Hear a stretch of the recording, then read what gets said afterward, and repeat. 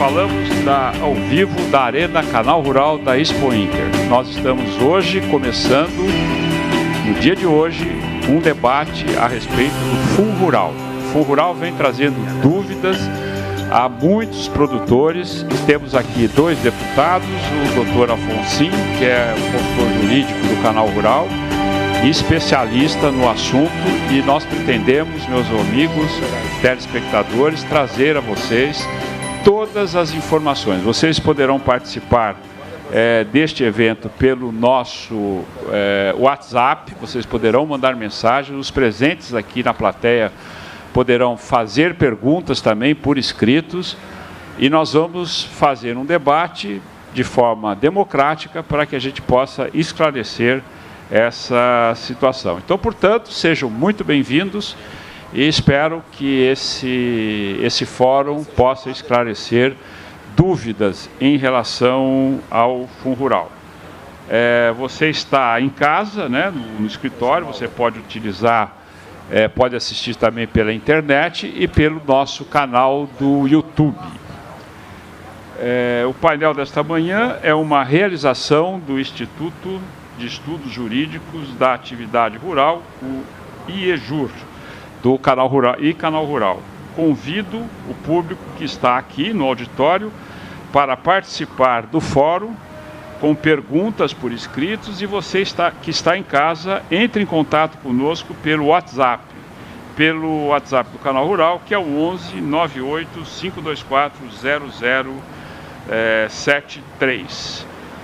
Nesta manhã, né, eu já comentei, nós vamos falar sobre o impasse que atormenta a vida do produtor rural há anos, o pagamento ou não do Fundo Rural. Ao longo do tempo, várias foram as decisões judiciais, né? Isso que é 92, 97, 2000, ninguém sabe qual é a decisão que vale. Hoje a gente tem que sair daqui com a decisão correta, né?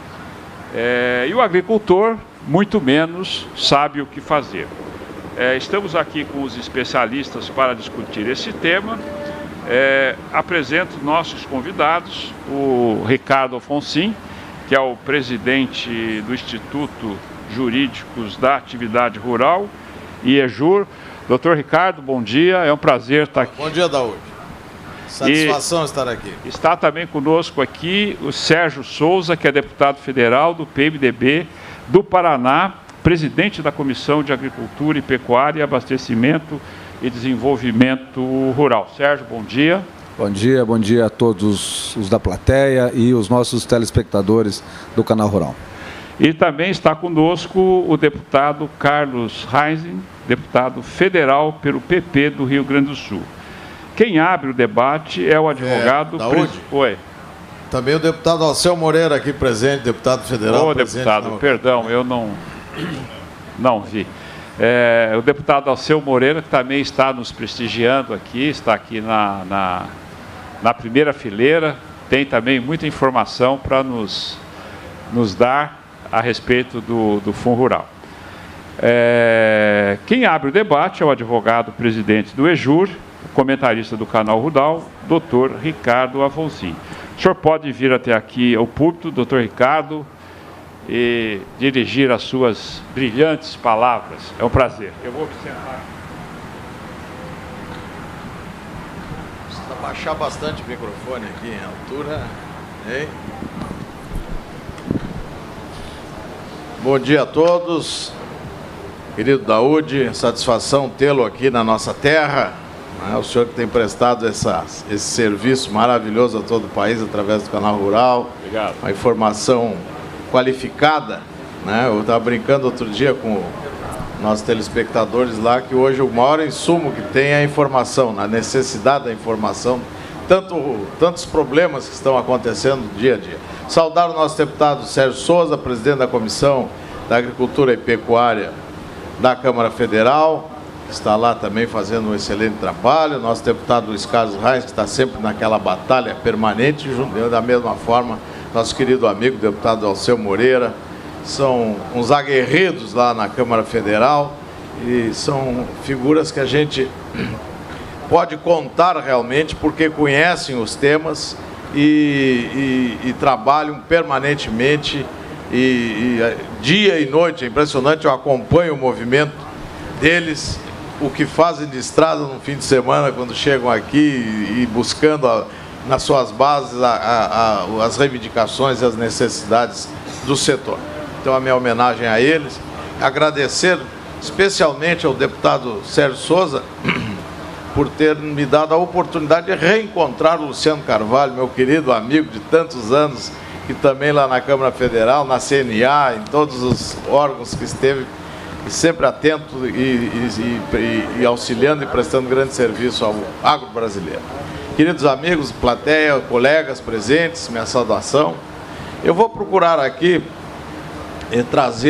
situar um pouco, não vou entrar em muita polêmica no primeiro momento, situar, porque as pessoas, eu noto que não sabem de onde é que saiu essa história toda aí, né, essa polêmica do Fundo Rural, que ela já vem há tanto tempo. Então, eu peço que vamos passar rapidamente, não vou ficar aqui com um monte de lei e tal, me incomodando, mas vamos só situar a todos no que ocorreu ao longo desse período todo aí. Então, nós temos, vamos ver aqui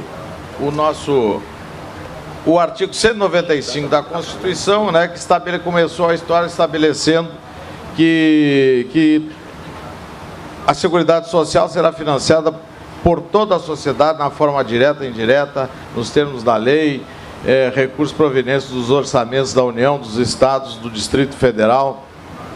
E no inciso 1º, aqui estou num lugar meio ruim para a leitura, no inciso 1º nós temos, vamos ver aqui se eu me localizo melhor,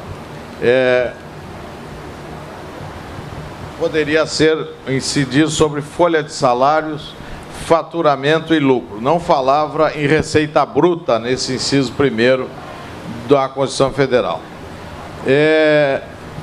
Depois, a Constituição Federal também tinha lá no seu 154, e aqui tem o parágrafo 4º que exigia que, por lei complementar, poderia ser instituído outro tipo de tributo, e lá no artigo 154 primeiro, também dizendo que por lei, remetia para o 154 primeiro, que exigia lei complementar para estabelecer,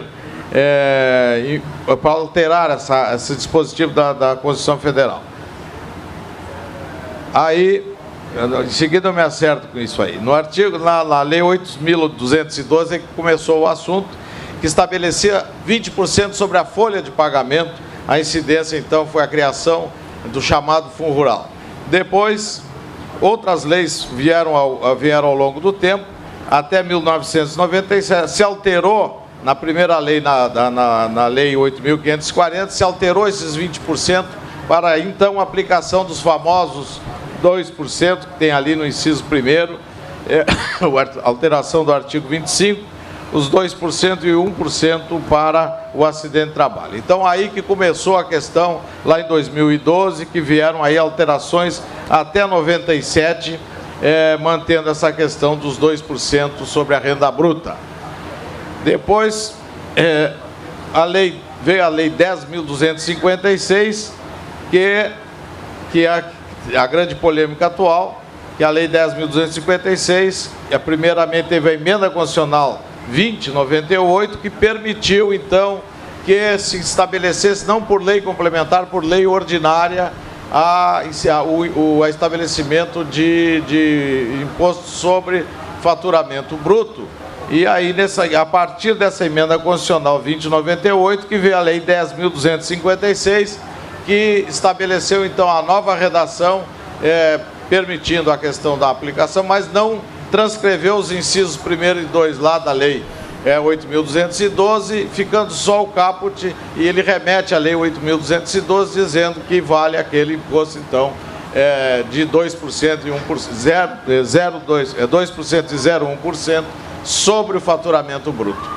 Aí vieram as decisões do Supremo Tribunal Federal, que já em 2010 tivemos a primeira decisão, aí num caso de um processo, né, do processo do frigorífico Mata Boi, dando pela inconstitucionalidade do Fundo Rural. Foi a primeira decisão do Supremo, em 2010, dizendo que não havia lei complementar e, em decorrência disso, era inconstitucional o Fundo Rural. Depois tivemos a decisão em 2010 e agora em 2011, um ano seguinte, aí teve uma decisão. Primeiro tinha o relator, o ministro Marco Aurélio de Mello, depois na segunda o ministro Lewandowski, todos por unanimidade. Neste segundo foi decidido, então, em 2011, dando repercussão geral. Todos os tribunais deveriam obedecer a esse dispositivo, essa inconstitucionalidade declarada pelo Supremo Tribunal Federal. Também essa decisão foi por unanimidade, e aí, daí, em decorrência disso, que começaram a entrar com todas essas ações durante esse período no país inteiro, e até então seguiu com liminares e decisões dos juízes, dos tribunais favoráveis à declaração de inconstitucionalidade do Fundo Rural. Então nós tivemos essa situação legislativa e essa situação no Supremo Tribunal Federal até 2011. Aí a União entrou com nova ação, dizendo que aquela lei que eu falei antes aqui, esta lei 10.256 aqui, que eu tinha falado antes, ela teria, então, alterado... Eu tenho que abrir aqui, vai? Tá certo aqui? Aqui. Essa decisão, então, de 2017, com a relatoria do ministro Fachin, a decisão do Supremo, atendendo, então, a nova ação da União, que dizia que a Lei 10.256, quando já existia a Emenda Constitucional 20, que permitia que se estabelecesse o imposto por lei ordinária, esta decisão, o ministro Fachin votou ainda favorável à manutenção da inconstitucionalidade, dizendo que os incisos 1º e 2 não estavam incluídos na Lei 10.256, em função disso a inconstitucionalidade permanecia. Esse era o entendimento do ministro Fachin, que era o relator, e apesar disso o ministro Alexandre Moraes, que recém tinha assumido a cadeira no Supremo Tribunal Federal, em substituição ao nosso saudoso, querido amigo Teori Zavascki, o ministro Alexandre Moraes, então, dá um voto divergente, entendendo que, por técnica legislativa, não haveria necessidade de constar da Lei 10.256 os incisos 1 e 2, e, em decorrência disso, ele entendeu constitucional, a partir da lei, então, era constitucional o Fundo Rural. A partir essa decisão foi tomada por 6 votos a 5, né? As outras duas tinham sido tomadas por unanimidade, as duas anteriores, a com repercussão geral, e essa aí foi tomada por votos 6 a 5, um ministro que caísse para o outro lado já manteria a inconstitucionalidade da lei. Então, a partir desta decisão de 2017 é que começou a grande polêmica. Todas aquelas ações que estão em tramitação, onde foi declarada inconstitucional, e todos aqueles alguns que não entraram com ação, contando com essa posição do Supremo Tribunal Federal, estão agora numa situação de alto risco, porque haverá, a partir da publicação do acórdão, quando ele transitar em julgado, nós teremos aí a execução, a cobrança desse Fundo Rural retroativo e daqui para frente. Então, esta situação no Judiciário, até esse momento, nós não temos o acórdão publicado. Quando o acórdão for publicado, nós teremos, no mínimo, umas 22 embargos declaratórios, doutor Jefferson, não sei, mais ou menos, vai ser uma coisa assim. Eu imagino que nós teremos mais 5, 6 anos pela frente até que esse acordo definitivamente que transite, que tenha uma posição. E daqui 5, 6 anos a composição do Supremo Tribunal Federal será outra, e não sei se não se inverterá essa decisão por um voto que lá entenda nos declaratórios que não está correto o julgamento. A partir disso, o governo tentando dar uma solução para o assunto, passou a emitiu a medida provisória 793, eu estou apanhando aqui com esse negócio aqui, pode me ajudar?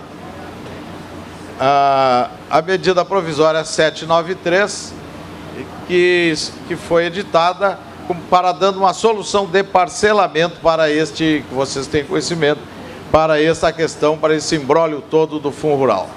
É uma medida provisória complexa, que está já com 742 emendas, né, deputado Sérgio? E que estão sendo, no Congresso, estão sendo examinadas para que saia a lei com a sua forma definitiva. Eu trago, assim, inicialmente, Daúde, assim, de forma muito rápida, uma crítica à medida provisória em alguns pontos, né? Nós temos, primeiro, que um valor muito alto de pagamento inicial, que são esses 4%, somado às parcelas de abril até dezembro, que é quando se consolidará a dívida. Isso necessitará um aporte muito grande no início para entrar no programa. Além disso, ele já estará reconhecendo a dívida desde logo, ele não terá oportunidade de voltar atrás depois de reconhecer a dívida, e se vier outras soluções lá adiante, ele estará com dificuldades. Depois dessa questão da medida provisória, que ainda tem, no meu entender, que fixa a 1,2 de contribuição social a partir de janeiro, agregado ao 0,1 de acidente de trabalho, mais 0,2 de Senar, é 1,5, que será a contribuição sobre o faturamento bruto, e mais o 0,8 que ele vai ter que pagar do passado, então voltará aos 2,3, que é uma contribuição, sempre foi, eu considero uma contribuição absurda, né? Porque 2,3 sobre o faturamento bruto da atividade, ela é uma contribuição fora de parâmetro, que boa parte das atividades, se for feita a conta de custo calculado corretamente, nem tem essa lucratividade de 2,3 líquido, né? E agora continuaremos por 15 anos com 2,3, porque tem o 0,8, né? Mais o 1,2, mais 1,5 por 15 anos, que é o período, um pouquinho menos, que são 176 meses, com esses 2,3, que é uma contribuição absurda. Então, deputado, eu entendo, desde logo fazendo uma contribuição aqui, que a primeira coisa que teria que ser alterada nesse aspecto de futuro é que desse a oportunidade de opção pela folha de pagamento, que o nosso querido Eduardo Codorelli, e lá Farsulo, o nosso Antônio da Luz, fizeram um cálculo. Na maior parte das atividades, o 20% é muito mais baixo do que esse 2,3. Então, essa é uma crítica também. O aporte é muito alto. Nós teremos ainda uma questão que eu acho terrível de insegurança para o futuro, porque esse 0,8 vai incidir sobre os últimos 12 meses e vai restar um saldo ao final, e esse 0,8 em boa parte das atividades, ele não vai pagar nem a Selic, que está indexando esse saldo devedor de futuro. Então vai ter um saldo acumulado quando terminar os 176 meses, que poderá ser prorrogado em 60 meses, mas que serão 60 meses sem desconto, ou terá que ser pago à vista com desconto. Ninguém vai ter esse dinheiro para pagar com dinheiro muito alto. Então tem muitas críticas, muitas dificuldades dentro dessa MP, e aí veio a resolução do Senado, doutor Jefferson, que criou mais um imbróglio agora, o projeto de resolução do Senado, que cumpriu uma função que é natural do Senado, que, sendo julgado uma lei inconstitucional integralmente ou parcialmente, o Senado tem que homologar, tem que dizer que aquela lei não tem mais execução. Então foi isso que o Senado fez. Até se surpreenderam que o presidente Eunício Oliveira disse que ele, chegado nele, ele ia sancionar, ia assinar o fato, porque ele tem a obrigação de fazê-lo. Se a comissão, se não houver recurso, é quarta-feira, parece que vence o prazo para recurso sobre essa decisão da Comissão de Constituição e Justiça, ele vai ter que assinar dizendo que a lei não tem efetividade mais, porque foi declarada as leis anteriores, né? Isso, o projeto de resolução, é bom que todos entendam, ele se refere àquelas leis que eu citei antes, anteriores a essa que foi do julgamento do Supremo Tribunal Federal. Então o projeto de resolução trata daquelas leis. Só que aí vem uma grande polêmica, que é aí vem a questão do inciso 1 e 2, que não existe mais, e se ele poderá ou não poderá ser objeto de cobrança no futuro. Então, essa é a grande polêmica que se criou daqui para frente. Se com o projeto de resolução, lá quando for o Supremo vier analisar os embargos declaratórios, considerando essa situação, se ele não vai também alterar sua posição para dizer que também a Lei 10.256 é inconstitucional. Mas outro fato que eu chamo a atenção é que este crédito, para todos que estão aí ansiosos com esse problema, este crédito não foi constituído ainda, a União não constituiu o crédito. Todo mundo está pensando que no outro dia a União vai chegar lá, não, aqui me paga 5 milhões, me paga 2 milhões. Não, ele tem que constituir o crédito, ele tem que dar o direito de defesa administrativa ao produtor, ele tem que dar o direito de defesa judicial ao produtor. Então, ele não será uma cobrança fácil para o governo não tem esses dados, principalmente das pessoas físicas produtores, ele terá que constituir um crédito que ele não sabe se existe, né? Então, nós vamos ter aí pela frente ainda um caminho bastante grande, até, primeiro, pela posição do Supremo Tribunal Federal, que não se sabe qual vai ser. Não se sabe a composição que teremos quando ele novamente voltar a tratar desse assunto. Nós teremos essa situação que o produtor, não se sabe se o produtor será constituído, nós teremos um período de prescrição grande em relação a esse assunto também de passado, até que se constitua esse crédito, né? O deputado Sérgio é advogado, também conhece isso. Então, nós teremos muitas emoções pela frente nesse assunto aí, e o produtor tem que estar atento, eu tenho falado nos comentários lá, né, Daúde? Tem que estar atento, tem que estar com a informação presente e não se precipitar, né? Cada caso é um caso, às vezes alguma situação é interessante que ele faça adesão à MP, deve fazer, porque é uma situação pessoal dele, ele deve fazer, não vou ser eu aqui que vou dizer que não deva fazer, mas todos têm que examinar, têm que estar muito bem informado, têm que estar conscientes daquilo que estão fazendo, porque depois não tem retorno, não tem como desistir da adesão à MP. Então era isso que eu queria trazer à consideração dos senhores, desculpe ter me alongado um pouco, mas ainda estava me dando mais 10 minutos ali, estou encerrando antes até do que eu tinha do meu prazo. Obrigado a todos e fico à disposição para depois voltarmos a conversar. Daúde, é com você.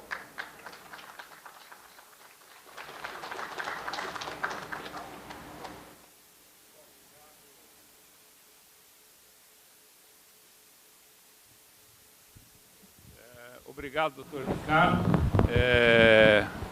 Se me permite, eu só gostaria, doutor Ricardo, eu sei que não é a minha função aqui, mas esse assunto eu venho debatendo há muito tempo, eu gostaria de fazer uma observação antes dos senhores deputados colocarem. O senhor colocou uma coisa que me chamou muita atenção. A validade dessa MP, a validade da decisão do julgamento do Supremo, ela se deu pela omissão do Senado em modificar a lei. Ele não...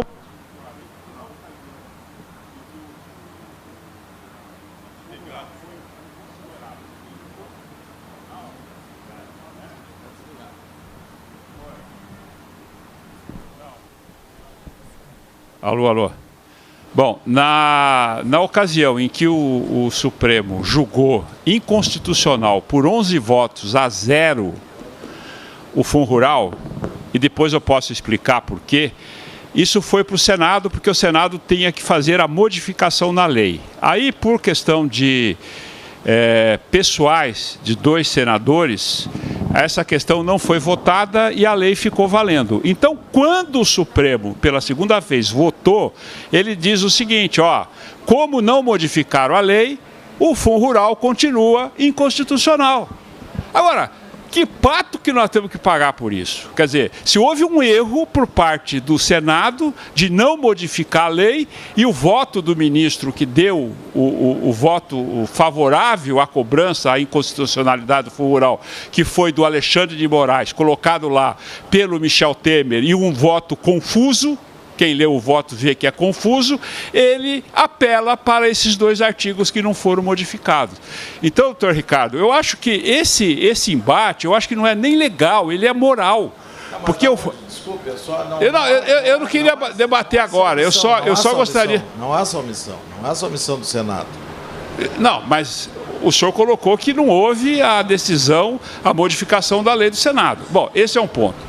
A questão da Seguridade Social, ela foi criada na Constituição, porque o Fundo Rural, ele não foi criado com o objetivo de pagar a aposentadoria rural, tá claro? Ele foi criado como imposto sobre a produção rural. Aí, em 88, misturou a coisa em relação o que o Fundo Rural seria um imposto para subsidiar a aposentadoria rural. A aposentadoria rural nunca existiu. O que existiu foi um salário, um benefício rural que se dava ao pequeno produtor. E esse benefício estava contabilizado pela Seguridade Social no benefícios sociais, onde estão também o Bolsa Família e outros benefícios. Aí, com a Constituição de 88, pegaram o salário do trabalhador rural, jogaram como previdenciário e quiseram dizer o seguinte, que a contrapartida do Fundo Rural daria subsídio a esse salário. Então, a coisa começou tudo errado. Era isso que eu queria deixar claro e eu gostaria de ouvir agora o deputado. Deputado, por favor, o senhor... Ficou claro isso? Senhor, por favor. Esse ali fica melhor? Bom dia a todos. Bom dia, Daúde. Bom dia, Afonso. Companheiro, colega, deputado Reins, deputado Alceu Moreira.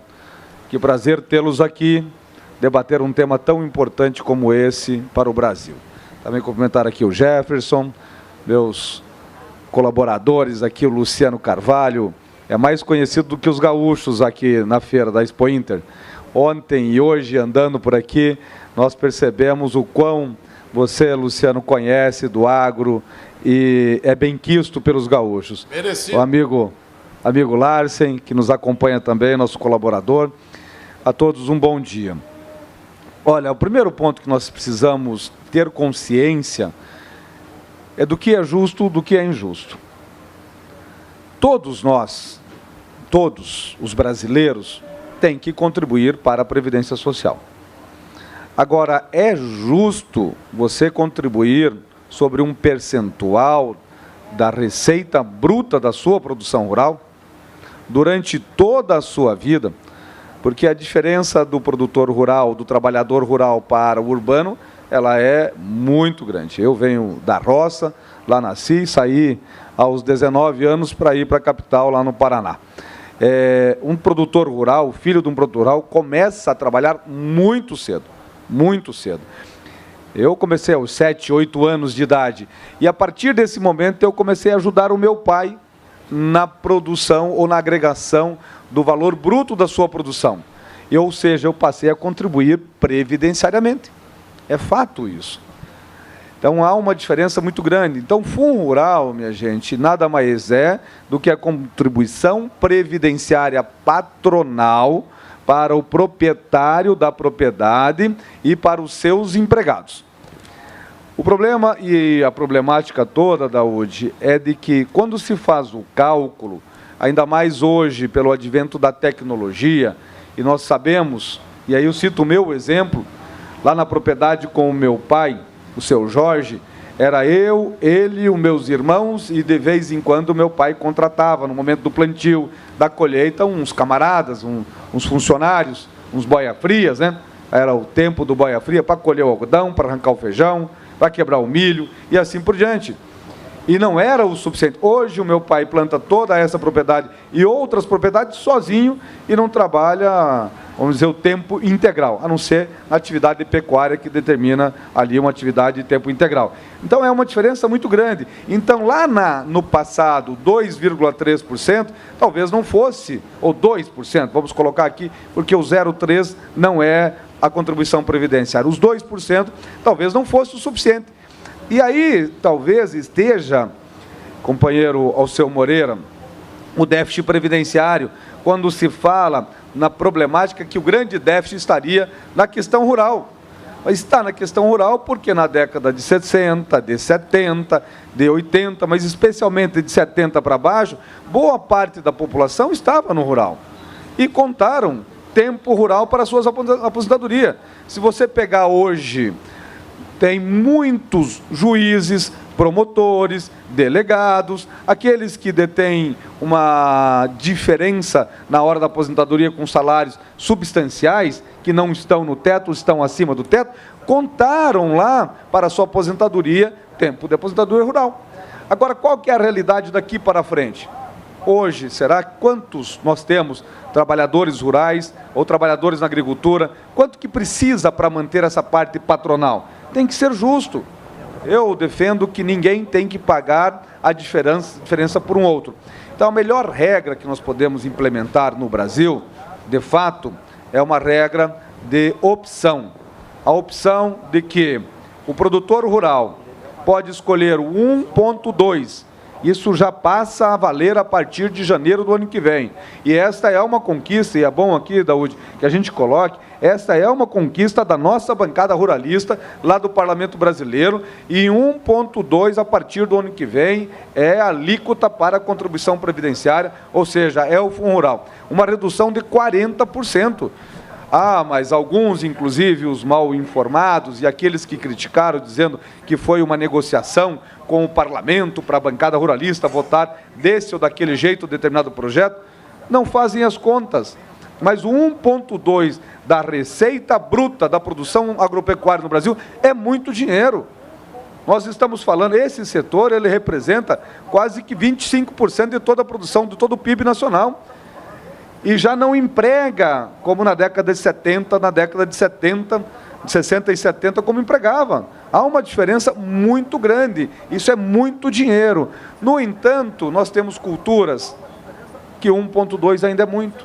Porque eu tenho lá uma meia dúzia de colaboradores na minha propriedade, tenho um valor agregado de venda, deputado Ranz, muito grande, e 1.2 é superior aos 20%, que é sobre a folha para qualquer empresa grande no Brasil. Tem um outro ponto, e hoje eu e o deputado Alceu, de manhã, conversávamos sobre uma proposta que vamos sugerir aí para financiamento das pequenas e médias indústrias no Brasil, mas tem um outro ponto que a gente tem que levar em consideração aqui, que é da agricultura familiar, que paga igual o grande proprietário. E leva para a sua aposentadoria um benefício da prestação de serviço continuado, que no máximo chega ao salário mínimo.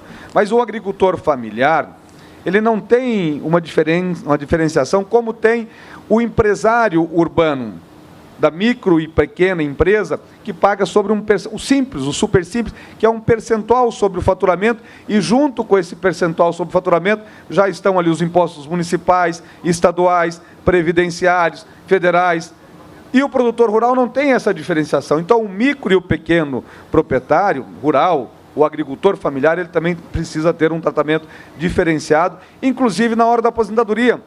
Se ele contribui 1,2% ou se contribuía 2% antes, qual que é o valor que ele deveria se aposentar? Ao salário mínimo? É o mínimo, mas deveria ter um cálculo, se esse cálculo desse uma contribuição que chegasse a 2 salários, 3 salários. É isso que nós estamos debatendo no Congresso Nacional, do quanto que é o justo.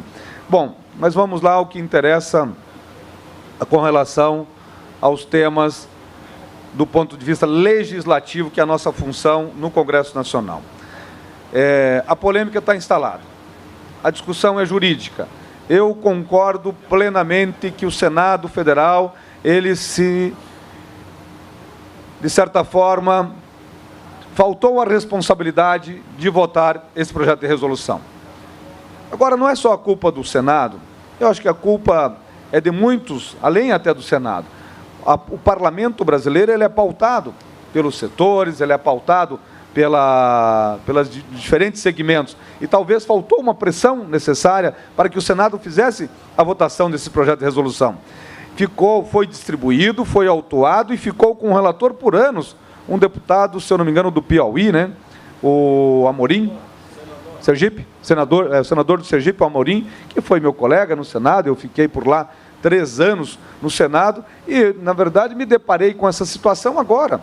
depois que veio a decisão do Supremo. Porque se o Senado tivesse dado o efeito erga omnes, a decisão do Supremo Tribunal Federal e retirado esses dois dispositivos da lei, isso estava resolvido. O Supremo não poderia decidir novamente sobre uma lei que já não tinha mais o dispositivo. Aí virou no campo da interpretação. Aí vem a decisão do Supremo, na sequência vem uma medida provisória e vem a resolução agora do Senado. Eu não quero entrar aqui no mérito se essa resolução terá os efeitos esperados por muitos brasileiros ou não, mas eu acho muito difícil essa resolução prosperar. Sendo aqui muito sincero, eu acho que o que nós temos de mais palpável neste momento para discutir a questão do Fundo Rural é a medida provisória, e que tem ali mais de 700 emendas. Eu sou um dos membros titulares dessa comissão especial da medida provisória, e ali apresentamos dezenas de emendas, e os pontos principais que tem não datam de quanto é que se vai pagar daqui para frente, a não ser a diferença entre dar a opção para que o produtor rural pague 1,2 sobre o valor bruto da produção ou o 20% sobre a folha. E isso é justo. Se eu tenho bastante empregados, eu posso fazer a opção do 1,2. Se eu tenho poucos, por que eu tenho que manter a previdência dos demais? Eu sou um privado, eu sou um CPF, eu não tenho que bancar a previdência do meu vizinho, que tem muitos funcionários. Isso é injusto para qualquer setor no Brasil. Cada um tem que bancar a previdência dos seus colaboradores e a sua própria. A parte patronal, é claro, repetindo o que nós estamos falando aqui. A parte mais polêmica que fica ali é com relação à dívida. E a dívida não são de todos. E nós temos que ser sinceros aqui.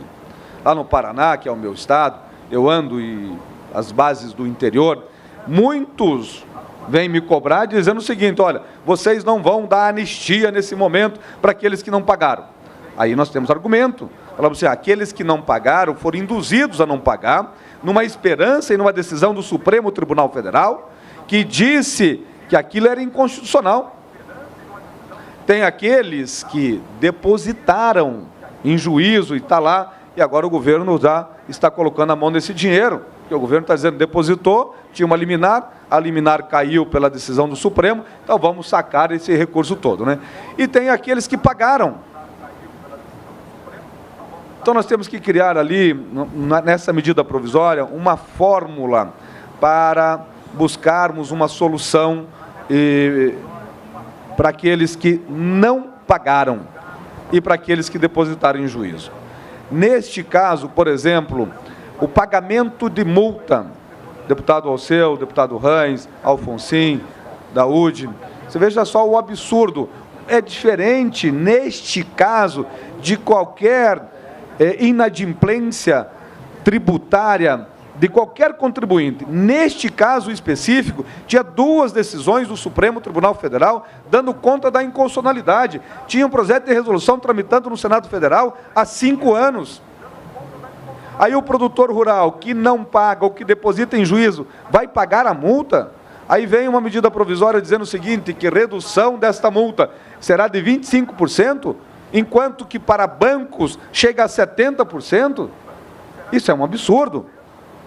E aqui nesse veículo de comunicação, o Canal Rural, que chega nos lares dos produtores rurais do Brasil inteiro, quero dizer assim, em alto e bom tom, vocês, produtores rurais, têm na Câmara dos Deputados, tem no Congresso Nacional, uma bancada que está atenta. Talvez essa seja a medida provisória que mais emendas teve.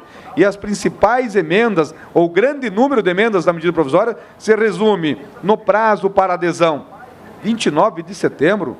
Isso é um absurdo. Como é que você consegue levantar e você tem que aderir voluntariamente e declarar o quanto que você deve? Então a Receita que venha e me diga o seguinte, olha, você nos últimos 5 anos, que só pode cobrar, Alfonsin, os últimos 5 anos, como disse aqui Vossa Senhoria agora há pouco, o restante prescreveu, você nesses 5 anos, você deve tanto para mim. E aí o contribuinte, ele vai ver se de fato aquilo é correto ou não e vai aderir. Ele não tem que autodeclarar. Autodeclarar, e se ele não tiver o valor correto A diferença ele vai ser executado e vai vir a multas e os juros e assim por diante. Nós temos que resolver isso na medida provisória, companheiro Reins. A outra questão é o seguinte: correção, taxa Selic. Isso é um absurdo, isso é ganho real em cima daquilo que o produtor deixou de pagar ou depositou em juízo de forma não maldosa. Ele fez isso como uma opção de que tinha uma decisão do Supremo e muitos contribuíram sobre a folha. E como é que vai fazer esse encontro de contas agora? Nós, lá na medida provisória, que tem como relatora a deputada Tereza Cristina, nós vamos buscar uma solução para isso. E nós temos ali um ponto também muito importante, que é com relação à entrada. Você fala em 4% sobre o valor total corrigido com a multa aplicada. É muito dinheiro. O produtor rural não tem essa entrada. E tem uma outra situação que é bom a gente colocar aqui, Daúde. Como é que o produtor rural vai pagar isso mensalmente em 176 parcelas? Tirando aqui o produtor de leite e hortaliça, um ou outro, a grande maioria, Alfonsim, não tem como pagar isso mensalmente. Ele não tem renda mensal. Nós, do estado do Paraná, o estado do Rio Grande do Sul, o estado de Santa Catarina, boa parte do centro-oeste brasileiro, não são todas as regiões, mas em muitas regiões tem uma única safra por ano. É uma renda anual. Ou, se esteja 2 safras, a cada 6 meses, nós temos que modificar esse regime de pagamento e não adianta nós colocarmos uma conta para pagar em 15 anos, prorrogáveis por mais 5, que é o que está na medida provisória, corrigida pela taxa Selic, porque ao final o produtor rural vai pagar 2, 3 vezes a dívida que constituiu nesse momento. Então eu queria aqui, para finalizar, dizer a todos que estão nos assistindo que nós do Parlamento Brasileiro vamos buscar, dentro dessa medida provisória, o melhor texto para o produtor rural. Não tenho nenhuma dúvida. Lá nós temos uma bancada forte que faz realmente aquele parlamento tremer quando precisa votar algo que é de interesse do produtor rural brasileiro. E também vamos continuar, é claro, defendendo que esta resolução do Senado tenha vigência, mas nós temos as nossas sérias suspeitas se ela vai prosperar num eventual questionamento que venha a haver no Supremo Tribunal Federal. Obrigado, fico à disposição.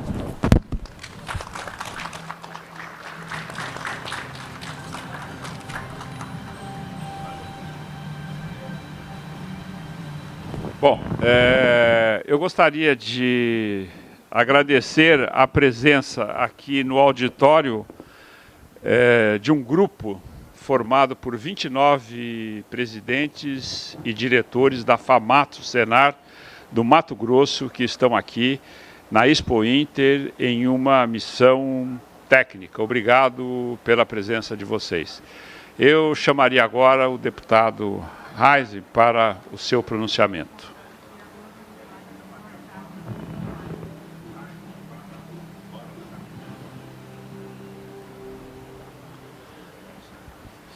Bem, bom dia aos produtores, produtoras, lideranças que estão aqui no auditório e principalmente, Daúde, a todos que estão pelo Brasil inteiro acompanhando esse canal rural, porque sei que o grupo Voz do Campo, Jefferson, Fundo Rural Não e tantas outras linhas estão ligadas nesse programa que está sendo apresentado nesse momento. Primeiro, o Alfonsim fez a colocação, Alfonsim.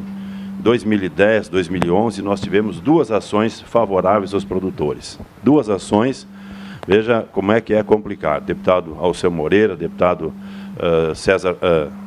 Sérgio Souza, que também está aqui conosco. 2 ações por 11-0, ganho dos produtores rurais. Daqui a pouco, nós tivemos inúmeras ações ao longo desse período, pelo Tribunal Regional Federal da 4ª Região, aqui do Rio Grande do Sul, que engloba Santa Catarina e também o Paraná. Nós tivemos inúmeras decisões liminares do Tribunal Regional Federal da 1ª Região, que engloba todo o centro-oeste brasileiro, Pileco. Então, veja que não é uma decisão de um produtor, isoladamente, de um juiz. São milhares de ações, não sei quantas, Jefferson, nós temos pelo Brasil afora. Então, os produtores Ao contrário do que nós ouvimos muitas vezes, lá no plenário da Câmara e tantos lugares, que estavam com benefício porque são caloteiros, porque não quiseram pagar. Não. Eles não pagaram em cima de 2 decisões do Supremo Tribunal Federal que estavam a nosso favor, Fátima, e também, né, de inúmeros juízes federais que, por esses, sei lá, uns 15, 20 estados, os principais estados de produção do Brasil, pediam a liminar e recebiam a liminar. Então, esse é o primeiro ponto para esclarecer que não são produtores caloteiros. Havia uma decisão do Supremo e havia uma decisão favorável a esse produtor. Muitos sindicatos entraram com essa ação, muitas cooperativas entraram com essa ação, muitas associações cerealistas, sei lá, entraram com a ação em nome dos produtores que entregam para a cooperativa, para o sindicato, sei lá, liderado. A partir daí, nós tivemos essa decisão recente agora no Supremo Tribunal Federal. Então, começamos a luta. Apareceu o Jefferson, chegando lá pela Andaterra, levado lá pelo companheiro Colato, um grande colega nosso, Alceu, né, batalhador também dessas causas. E aí começa essa bronca, quando nós perdemos por 6-5. Veja, 2 decisões de 11-0 e daqui a pouco uma decisão por 6-5. E a partir daí começa essa novela que nós estamos discutindo a partir de então. Então, esse é o problema. A Frente Parlamentar da Agricultura, que o Sérgio faz parte, que o Alceu faz parte, que eu, Nilson Leitão, sei lá, os nossos colegas, começamos a trabalhar com as nossas entidades. E as nossas entidades, tem que reconhecer aqui, quando a Farsul esteve do nosso lado, a FamaSul esteve do nosso lado, enquanto que a CNA teve uma posição. As outras federações praticamente foram discordantes. Veja a divisão da nossa classe. Da mesma forma, as cooperativas. Que nós tivemos? A FECOAGRO, o Sérgio Rio Grande do Sul, estava conosco. A OCEPAR estava conosco. As demais organizações não se manifestaram favoráveis ou ao contrário, quer dizer, a bola correu. Assim a ProSoja, assim a Brapa, assim a Federarroz tiveram posições também favoráveis ao nosso caso. Aí começou esse périplo com os ministros supremos. O Alceu esteve junto, o Sérgio esteve junto, tivemos lá com o Gilmar Mendes, tivemos lá com o ministro Alexandre de Moraes, tentando demovê-los, mas afinal já tínhamos uma decisão de 6-5. Era difícil fazer esse ministro voltar atrás. Então, essa é a pressão. Daqui a pouco, esse grupo Funrural não, o grupo Voz do Campo, na pressão, senador Caiado, eu, Ana Amélia, vários deputados, aprovamos um requerimento na Comissão de Agricultura, Sérgio, e fizemos aquele protesto lá no Senado Federal, com senadores, deputados, e algumas centenas de produtores do Brasil inteiro, na pressão para tentar reverter esse quadro. Isso é o que vem na história do que se fez. Infelizmente, nós fomos vencidos. Eu recordo, nas vésperas da Expo Zebu, um grupo de parlamentares, liderado pelo Nilson Leitão, estivemos com o presidente Michel Temer. Foi colocado a ele, ao ministro Henrique Meirelles, que lá estava, ao ministro Padilha, que lá estava, o próprio Rachid, secretário da Receita, onde dizia, nós vamos fazer essa negociação por 15 anos. Eu recordo que eu me manifestei contrário a essa posição. Eu digo, eu não sou caloteiro, eu, particularmente, tenho uma ação, eu ganhei essa liminar, eu e milhares de brasileiros tiveram essas decisões favoráveis por juízes federais em cima de 2 decisões do Supremo Tribunal Federal. Portanto, eu não concordava, quando já falava ali nos 15 anos que pudesse o presidente anunciar na Expo Zebu, que era no sábado, ou na AgriShow, lá em Ribeirão Preto, que seria na segunda-feira. Bom, o assunto não foi anunciado e recentemente saiu essa medida provisória. A partir daí, essas discussões ocorreram entre os produtores, as lideranças dos produtores e também os parlamentares com o governo, e a medida provisória que aí está. O Sérgio pontuou bem que agora é um abacaxi que nós temos na mão, nós que somos produtores, e também no Brasil inteiro, porque temos um prazo de 29 de setembro. Isso aí, Alceu, Sérgio, a primeira coisa que nós temos que fazer é rolar esse prazo para frente. 29 de setembro é logo ali. Como é que fica essa posição? E o grupo Voz do Campo, Funrural, persistiram, Jefferson, no processo e seguiram perseguindo aquele projeto da senadora Cátia Abreu, que foi aprovado na semana passada por 16-0. 4 sessões que houveram no Senado, 4 semanas seguidas, a matéria não era votada, até que foi votada semana passada. Então, esse é o fato novo que nós temos no momento e que o Jefferson deve discorrer melhor do que eu sobre esse tema. Como ficou? Foi lido no plenário ontem, essa decisão, hoje foi publicado no Diário Oficial no Diário do Senado Federal, e a partir daí corre 5 dias para haver contestação. Então, isso é bem contextualizando o prazo, e esse prazo vai ser terça-feira da semana que vem. O presidente Eunício, o senador Caiado, já me colocou que ele vai promulgar. Lógico que, se não houver nenhuma contestação desse processo, promulga. Ok. Aí, então, é mais um fato que tem. Basta saber se o governo vai recorrer, deputado Alceu, ou não, né, aí para o Supremo. É outro passo que o Jefferson, o próprio Alfonsin, pode colocar melhor. Eu só estou contextualizando para o pessoal entender onde é que nós estamos. Medida provisória 793. Eu apresentei 26 emendas. 4 delas, inclusive, tratam da remissão. Okay? Várias posições que tratam da remissão sobre esse tema. Uma outra delas trata da correção, porque colocaram para nós correção Selic. Selic, que era 10,25 quando eu fiz uns cálculos, hoje é 9,25, mas está muito acima do IPCA, que está 3,59. No acordo de leniência da JBS, foi acertado com eles o IPCA, 3,59. Como é que vão cobrar agora de um produtor 9,25 ou 10,25? Então, essa é uma outra emenda que nós temos, se seguir a negociação para frente, que nós, lá nessa comissão especial, eu faço parte da comissão, a deputada Tereza Cristina, do Mato Grosso do Sul, é a presidente dessa comissão, para que nós possamos também acertarmos essa parte. Então, são várias situações que tem. Uma é o projeto da senadora Cátia Abreu, né, e que agora vai ter esse desfecho no Senado na próxima semana, a promulgação, espero que aconteça, e depois ver se o governo, e nesse meio tempo, Jefferson, é importante, pressão também sobre o Senado e sobre o próprio Executivo. Okay? Essa pressão deve continuar ativa, porque um prefeito liderou também o movimento com a turma de TAPES, né, para que essa pressão continue e nós tenhamos essa decisão. Então, essa é a encruzilhada. Agora, eu vou chamar bem a atenção de todo mundo. O Alfonsin está aqui, nós acompanhamos, Alfonsin, a questão do Plano Collor e as dívidas agrícolas dos anos 90. Fátima, no Alegrete, aqui está o Edi, nosso presidente do Sindicato Rural, muita gente, o Pileco, naquela ocasião, que ainda não tinha indústria, Pileco. 80 e poucos, tu estava junto conosco nos movimentos, no Plano Cruzado. Não, Pileco ok. Mas naquele momento nós pressionávamos. Tem ações que até hoje, 1990, nós estamos em 2017, e tem muita gente que acreditou na ação e quebrou, lascou-se. Outros negociaram, veio a securização, veio o PESA. Primeiro, Alfonsin, era 8 ou 10 anos. Depois, conseguimos 25 anos, quando o Pratini foi ministro, nós conseguimos acertar lá no Fernando Henrique 25 anos de prazo para a securização e 20 anos para o PESA. A correção preço-produto, que depois nós mudamos, que num momento nós achávamos que era bom para nós, Silvio lembra disso, pai dele fazia parte desse processo, Juarez, lá da turma de TAPES, conosco lidava nesse assunto. Bom, então esse é um problema agora, que eu acho que nós temos que explicar bem ao produtor. A opção é dele. Se ele vai querer acreditar na ação, né, nesse processo que hoje o Senado já julgou favorável para nós, 16 votos a 0, e aí parabenizar mais uma vez o Voz do Campo e Rural, não pela pressão que fizeram. 3 senadores do Rio Grande, senadora Ana Amélia, Lazier e Paulo Paim, votaram favoráveis, né, e outros 13 senadores do Brasil inteiro votaram favoráveis a essa matéria. Então, esse é o fato com relação ao projeto de resolução da senadora Cátia Abreu, né, e também a questão da medida provisória. Eu fiz um cálculo, só para vocês terem uma ideia, com relação à soja da UD. Peguei um produtor com 100 mil sacos de soja, 20 mil sacos por ano, aqui do Rio Grande do Sul, que não havia recolhido. Okay? E se ele tivesse que pagar os 5 anos, como é que ficava a situação dele?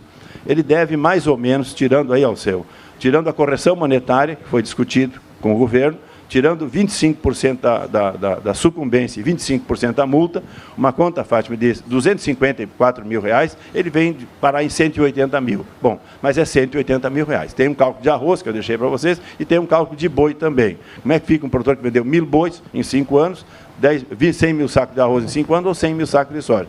Bom, essa é a conta que nós vamos ter que assumir. A agricultura que tem problemas hoje, né, com endividamento, com uma série de situações, tem que assumir mais um passivo agora. E aí, Daúde, você está certo, a decisão no Supremo Tribunal Federal, aqui o Jefferson é um advogado, o Alfonsin é um competente advogado ligado ao IEJUR, né, foi uma decisão não técnica, não jurídica, foi uma decisão política. Okay, desses 6 ministros, que alguns até já tinham votado. A própria ministra Carmen Lúcia tinha votado favorável a nós. Estive lá a semana passada, Jefferson, com Costa Leite, que é o advogado da ação principal, um ex-presidente do STJ, o ministro Costa Leite, que, inclusive, no dia do julgamento, infartou.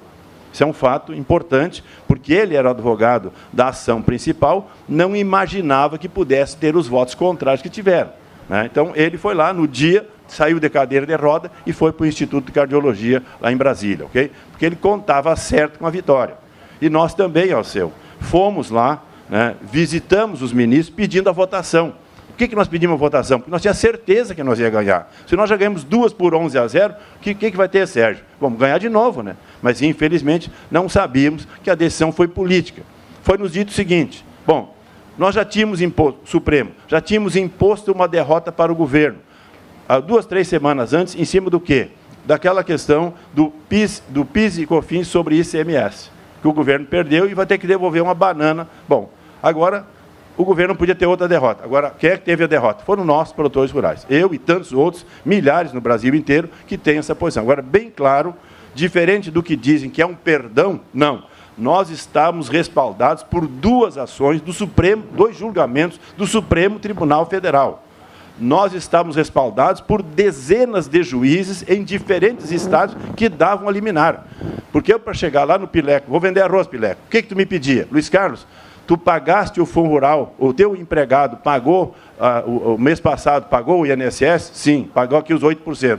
Você pagou da cota patronal os 2,7%? Sim. Eu tinha que apresentar isso, Edir, da semana do mês passado. Aí eu chegava lá na indústria de arroz, de soja, sei lá o quê, bom, e aí não precisava pagar. Então, nós estávamos legais até essa decisão suprema. Então, o fato é esse, Daúde. É muito importante que o Canal Rural traga esse debate para nós esclarecermos os milhares de produtores que no Brasil inteiro, de norte a sul, estão agora com esse abacaxi nas mãos e tendo que tomar um rumo. Nós vamos fazer de tudo, Alceu e Sérgio, dentro da comissão especial. Vamos torcer e ajudar também, viu, Jefferson, para que esse processo também prospere pelo lado positivo e a gente não deixe esse produtor enrolar. Então, a pressão que veio sobre o Senado até quarta-feira passada foi boa. Vamos seguir essa pressão até a próxima quarta-feira, ter esse desfecho e ver se o governo, vamos dizer assim, vai apelar ou não nesse processo. Então, é mais ou menos para contextualizar o fato, né, que tem uma pressão que é importante que os produtores façam, que é importante que cobre das suas entidades, não interessa, né, a Federarroz, não interessa a federação, aqui eu falo para o Brasil inteiro, cobrem da sua federação uma posição, cobre da sua ProSoja, cobre da sua Abrapa, cobre de toda a sua entidade, cooperativa ou sindicato. Cobre para que nós possamos ter essa devida pressão sobre os parlamentares que possam exercer a pressão sobre o Executivo nesse momento, que reluta. Nós já fizemos um cálculo, isso é 8 a 10 bilhões que os produtores terão que pagar nesse momento. Essa é a conta que nós vamos ter que arcar nesse momento, quem está devendo. Eu tenho a minha parte, já fiz inclusive o cálculo quanto é que é soja que eu vendi, arroz que eu vendi, boi que eu vendi e que eu não recolhi. E um fato importante, deixa eu só fazer uma colocação aqui. Falaram dos últimos 5 anos, Alfonsinho.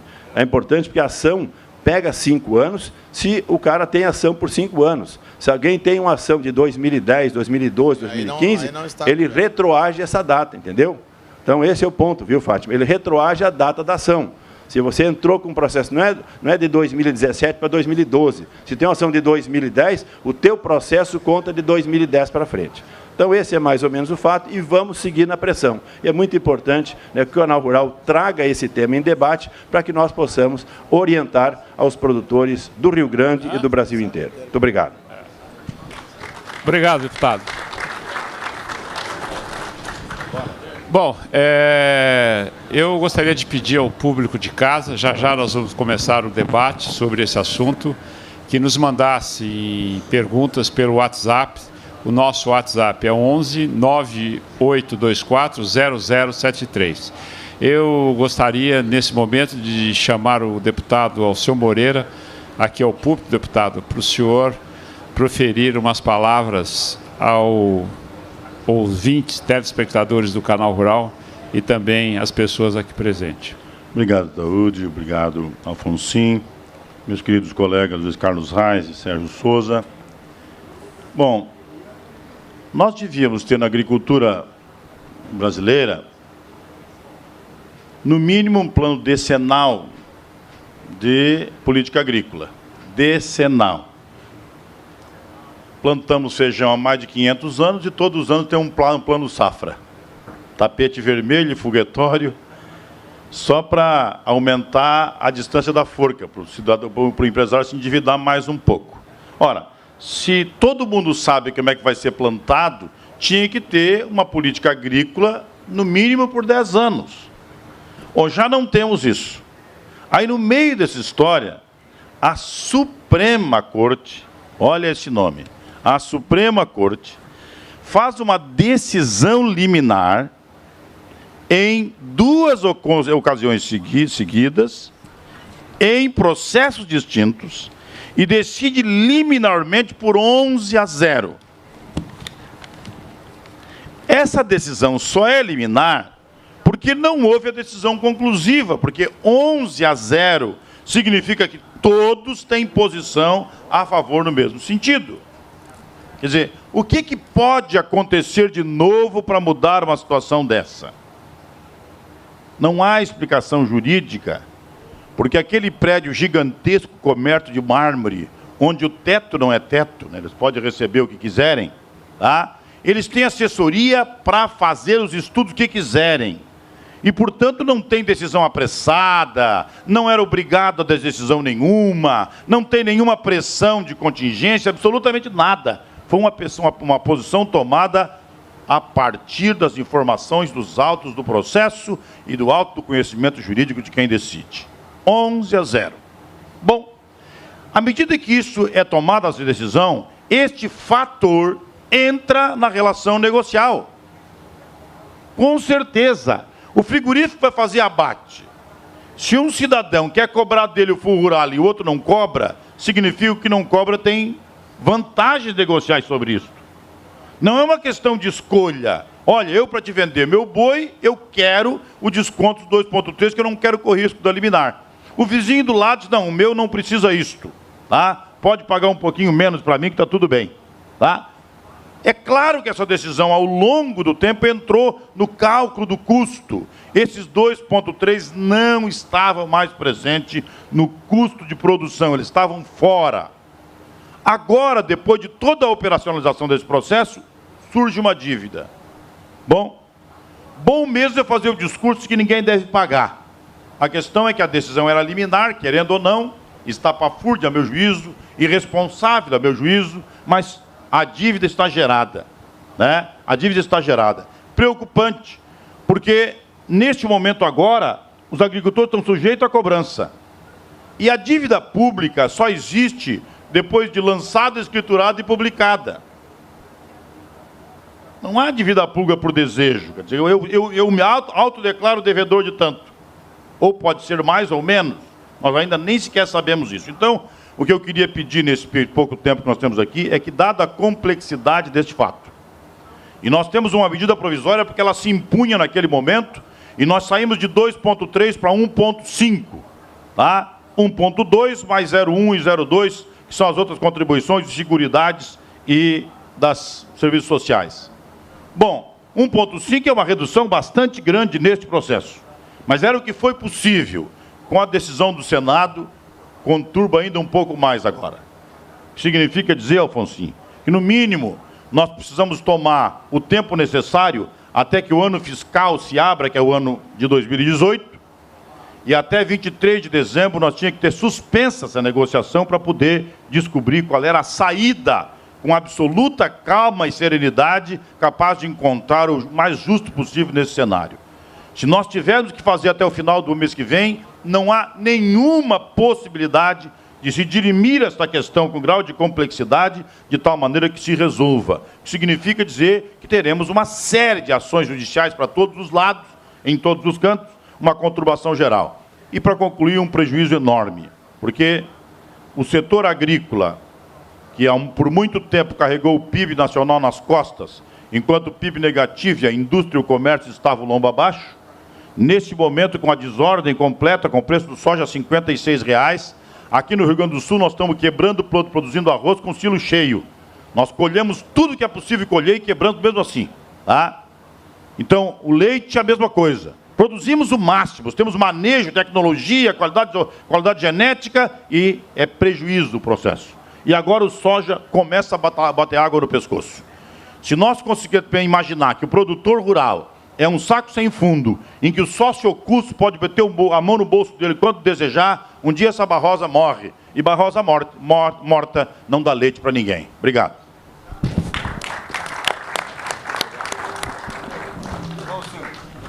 Bom, obrigado ao deputado Alceu Moreira pelas palavras.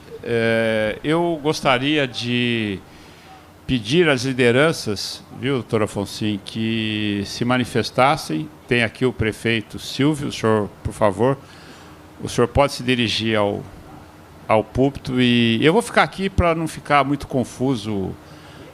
Senta, levanta, senta, levanta. Obrigado, Miguel.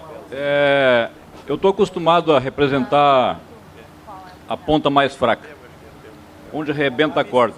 Por favor, o senhor pode se identificar. Silvio? Eu sou Silvio Rafael, prefeito de Tapes, presidente da Comissão da Agricultura da FAMURS. Represento aqui os municípios que plantam arroz. São 132 municípios no estado que dependem altamente da produção de arroz, que agora, consorciado com a soja, deu um certo alívio. Mas, no momento que tu começa a melhorar, nós estamos hoje colhendo uma safra de arroz com o preço de 2004, com o custo elevadíssimo, onde sobe todo dia diesel, herbicida, fungicida, enfim, toda os insumos que a gente precisa. E o deputado Alceu falou aqui, nós não reconhecíamos mais essa obrigação. Nós estávamos acostumados a vender para as indústrias, ninguém nos perguntava e nem nós perguntávamos se tinha que pagar o Fundo Rural. Para nós era ponto pacífico. Então tu vendia para a indústria, aquilo saiu fora do cálculo, automaticamente estávamos tranquilos. De um momento para outro, resolveu-se de novo, como lá no tempo do Maquiavel, resolveram de novo buscar o imposto em quem trabalha, em quem sustenta a cadeia. Na verdade, a classe bem pobre não paga imposto, a classe bem rica sonega, e o trabalhador, de novo, vai pagar a conta da população. Eu acredito que não dá mais para tirar nenhuma gota de suor do produtor. Não tem mais essa gota. Muitos nós ficarão pelo caminho, porque não tem mais como tirar esse 2,3, sequer eles têm de lucro na atividade do arroz hoje. Então, fomos muito felizes em fazer aquele movimento, a Voz do Campo, Tapes, enfim, todos os municípios que botaram as máquinas na beira do asfalto. Fizemos um protesto pacífico, onde ninguém atacou ninguém. Na verdade, conscientizamos a população, principalmente a população urbana, da necessidade de colocar o arroz, o feijão, enfim, a comida no prato todo dia. E o povo entendeu isso. E automaticamente os nossos senadores compraram a ideia que deveriam nos defender e defenderam como nunca. Começando em ordem pelo Lazier Martins, Paim e Ana Amélia. E automaticamente os outros mais conhecidos, como Caiado, o Moraes, enfim, que se engajaram ali e conseguimos aí os 16 votos a 0. Eu peço, deputados, que tenham, vocês que estão em Brasília direto, tenham contato direto com o seu senador da sua sigla. Nós continuaremos fazendo a pressão. Mas é importante o contato direto, dizendo que tem que aprovar esse PRS, não pode convencer o governo a não entrar com recurso nesse primeiro momento, para dar uma trégua para o produtor, para pensar nessa medida provisória, que acho que é caro ainda 1,3, 1,2, não sei quanto vai ser. Deveria ser pela folha de pagamento do produtor, daquele empregado que tem lá tantos funcionários na sua folha de pagamento. Não pode ter uma duplicidade de pagamento, pagando em INSS e pagando mais o Fundo Rural como aposentadoria. Aí eu venho dizer que representa mais ou menos como o município que eu estou hoje na ponta mais fraca. O Estado não passa dinheiro, a União atrasa, e o município tem a obrigação de fazer as coisas, e nós estamos quebrando também. Imagina uma classe produtora nos municípios, nos 132 municípios nossos, sucumbindo, não comprando, não circulando dinheiro, o que vai acontecer com os municípios nos quais eu defendo? É um momento muito tenso, um momento de muita tensão. Peço a todos que tenham contato com os políticos fazerem pressão, só assim nós seremos ouvidos. E conto, sem dúvida nenhuma, com os nossos deputados que estão aqui. Muito obrigado. Obrigado, prefeito. Eu vou chamar mais duas pessoas. Antes, alguém da FAMATO, do Mato Grosso, gostaria de se pronunciar? Dessa comissão que está aí? Não? Então, o deputado Alceu sugere aí o Jefferson. Por favor, Jefferson.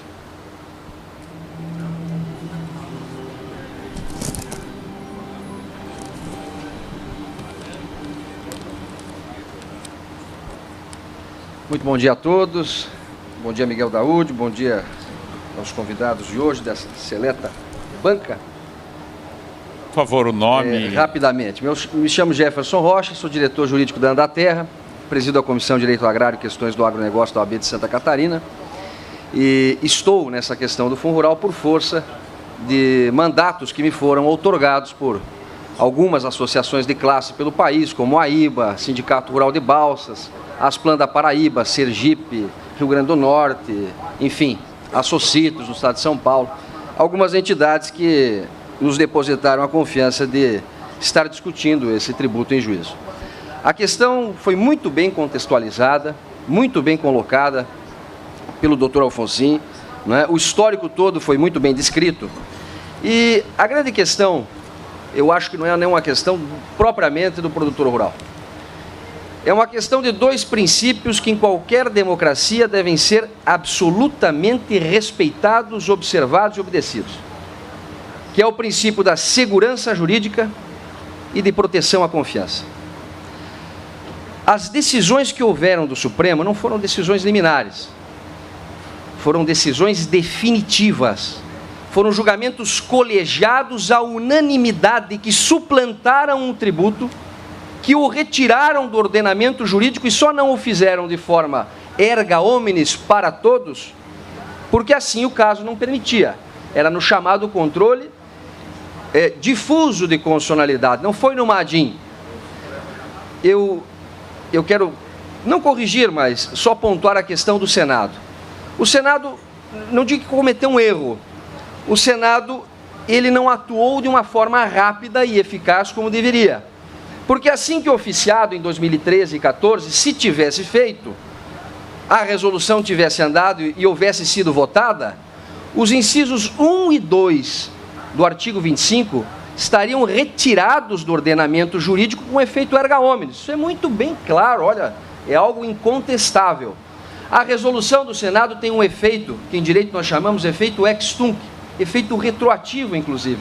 Então, aquela obrigação que o Senado tinha de transformar aquelas decisões em casos concretos para todos os jurisdicionados, ela atrasou, mas antes tarde do que nunca.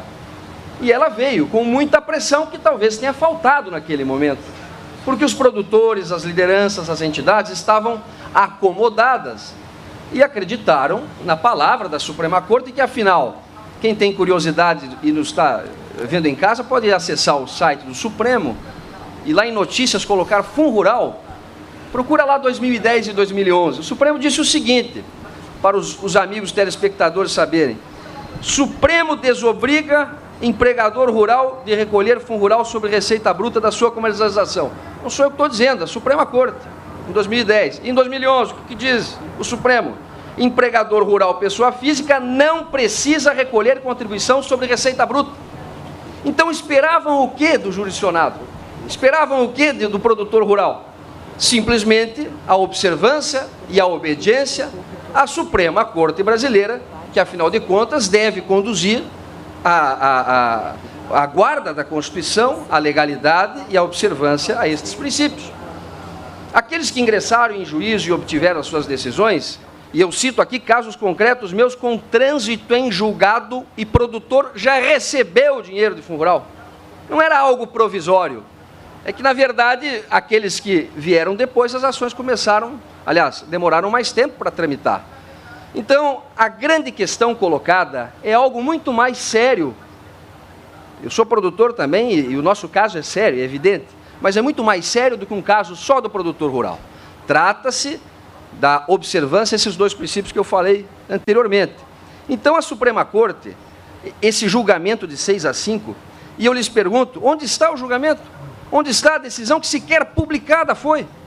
Então, eu vejo que há uma precipitação na questão da medida provisória, em tratar de uma renúncia a qualquer direito do produtor e, sobretudo, numa confissão de dívida. Como você vai confessar uma dívida cuja decisão sequer foi publicada, ela não existe no ordenamento jurídico ainda?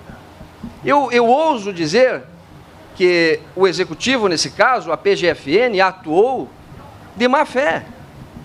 Porque se você está em juízo num caso concreto, como é que você por fora vai tentar fazer um acordo, aliás, um péssimo acordo, que é confessar uma dívida que ainda não existe concretamente? Então, a nossa posição foi muito clara desde o início, nós sempre defendemos a reversibilidade, acreditamos na reversibilidade, inclusive na própria Suprema Corte, afinal de contas é um julgamento precário de 6-5, basta um voto para que a situação reverta. Nós temos recursos, embargos declaratórios com efeito infringente, que podem modular a decisão, inclusive. Temos uma ADIM sobre a matéria que se sobrepõe aos demais casos. Temos uma reclamação ajuizada pela Andaterra, que reclama a observância aos precedentes anteriores. Então, eu acho que o momento agora é um momento de, vamos dizer assim, de conciliação. É um momento de unirmos forças em prol de um único objetivo, que é suplantar algo que de fato é injusto. Não é justo que o produtor volte a recolher o fundo rural do passado, e pensarmos daqui prospectivamente, se for para solucionar esse caso, vamos pensar no para frente, no porvir. E aí talvez a medida provisória seja realmente o caminho para trazer uma segurança jurídica para o futuro. Agora, o passado, nós vamos defender e sempre defenderemos a reversibilidade. E o PRS, só finalmente falando, o projeto de resolução do Senado veio tarde, mas eu quero fazer justiça ao Senado da República, que teve a coragem, inclusive senadores da base do governo, de, em observância à legislação, em observância ao artigo 52, inciso 10 da Constituição, em observância a esses princípios que eu falei agora, da segurança jurídica, de proteção à confiança, foi um Senado altivo, um Senado corajoso e que chamou para ele a responsabilidade e retira do ordenamento com essa resolução, se tudo levar a crer que ela seja promulgada, retira de fato os incisos 1 e 2 do artigo 25. Por quê? Porque os incisos 1 e 2 do artigo 25 foram dados à sua redação por uma legislação que não é a legislação de 2001, é a legislação de 97, a Lei 9528/97. Então, para o produtor que está em casa, o recado é o seguinte: muita calma nessa hora, aguardemos o desfecho dessa resolução, se ela vai ser sancionada ou não, se vai ser aprovada ou não, aguardemos o desenrolar da medida provisória e reclamo aqui a presença até dos nossos deputados, alguns inclusive integrando a comissão da MP, que ela trate prospectivamente, vamos pensar o futuro, vamos resolver a questão da contribuição para o futuro e o passado, vamos unir forças em prol da resolutibilidade, da reversão deste caso no Supremo. Seja através da resolução com seus efeitos imediatos, como defendemos, ou seja mesmo na Suprema Corte, demovendo um único voto para que a situação volte à normalidade, volte aos trilhos. Porque o que aconteceu foi algo extraordinário. Talvez na jurisprudência não tenhamos um caso como esse. Eu agradeço muito a oportunidade e agradeço especialmente aqui o Canal Rural por ter dado esse espaço de debate e de esclarecimento à população do agro. Muito obrigado.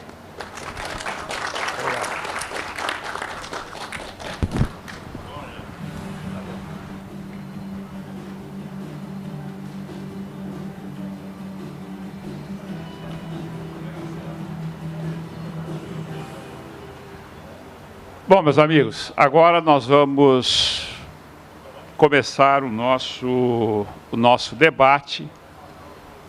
Eu gostaria de fazer alguns esclarecimentos a respeito do que foi dito aqui.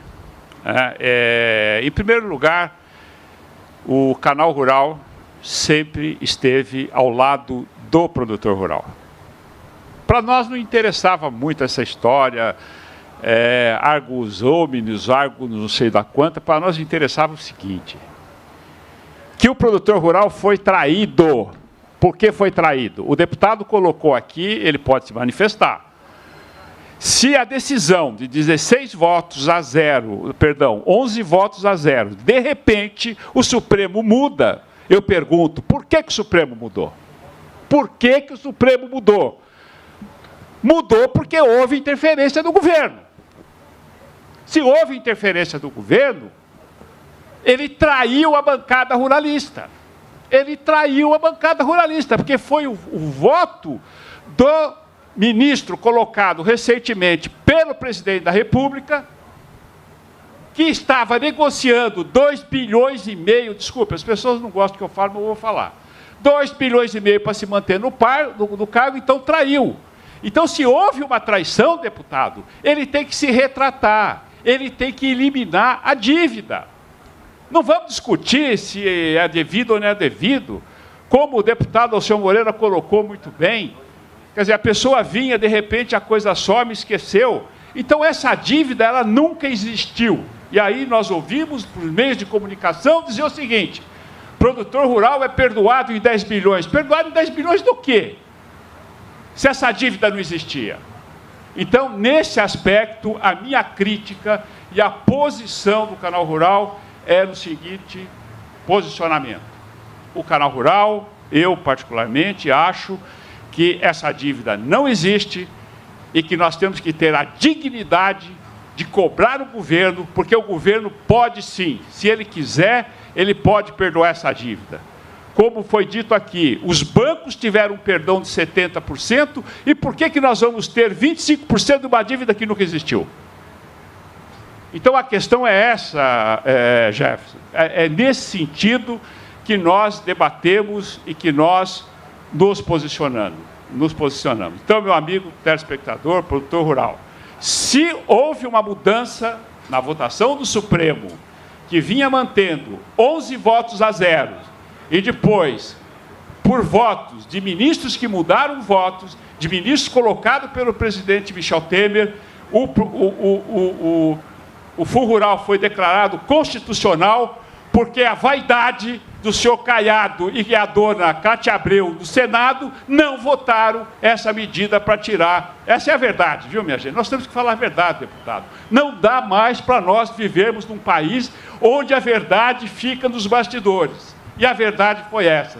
E agora querem imputar ao produtor rural uma dívida que nunca existiu. Eu declaro aberto esse debate. A palavra está aí, doutora Afonso, com o senhor.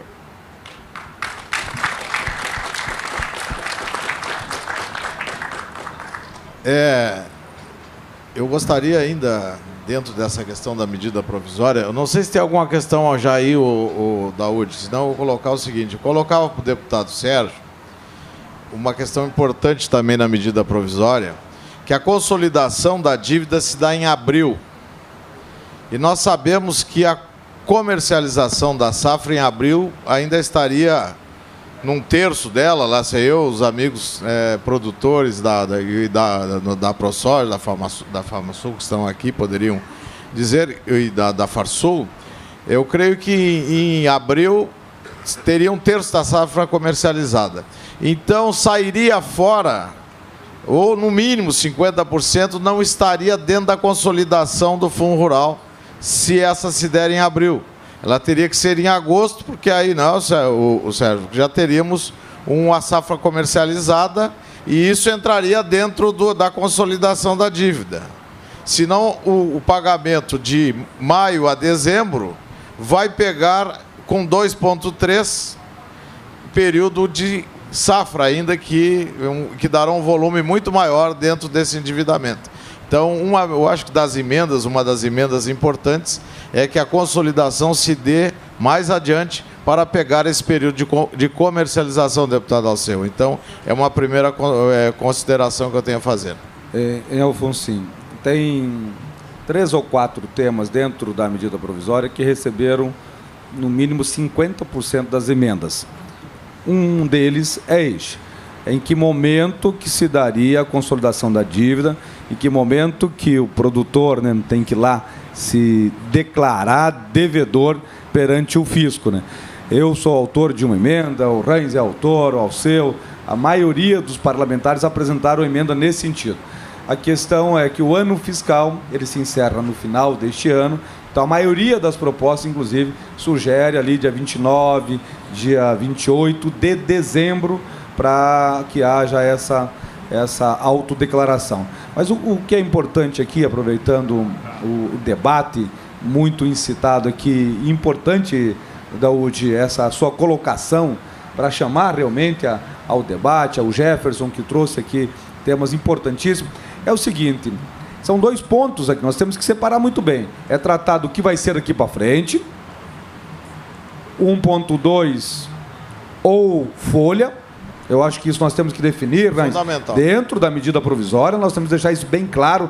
Tem dezenas de emendas sugerindo este texto também e dar essa opção ao produtor. O fisco tem dito, olha, mas nós vamos ter dificuldade de aferir isso, quem pode, muito a apicultura. Por exemplo, o Luciano Carvalho, que é seu amigo, está aqui, ele diz o seguinte, me assessora nesse sentido, olha, deveria ser por produto.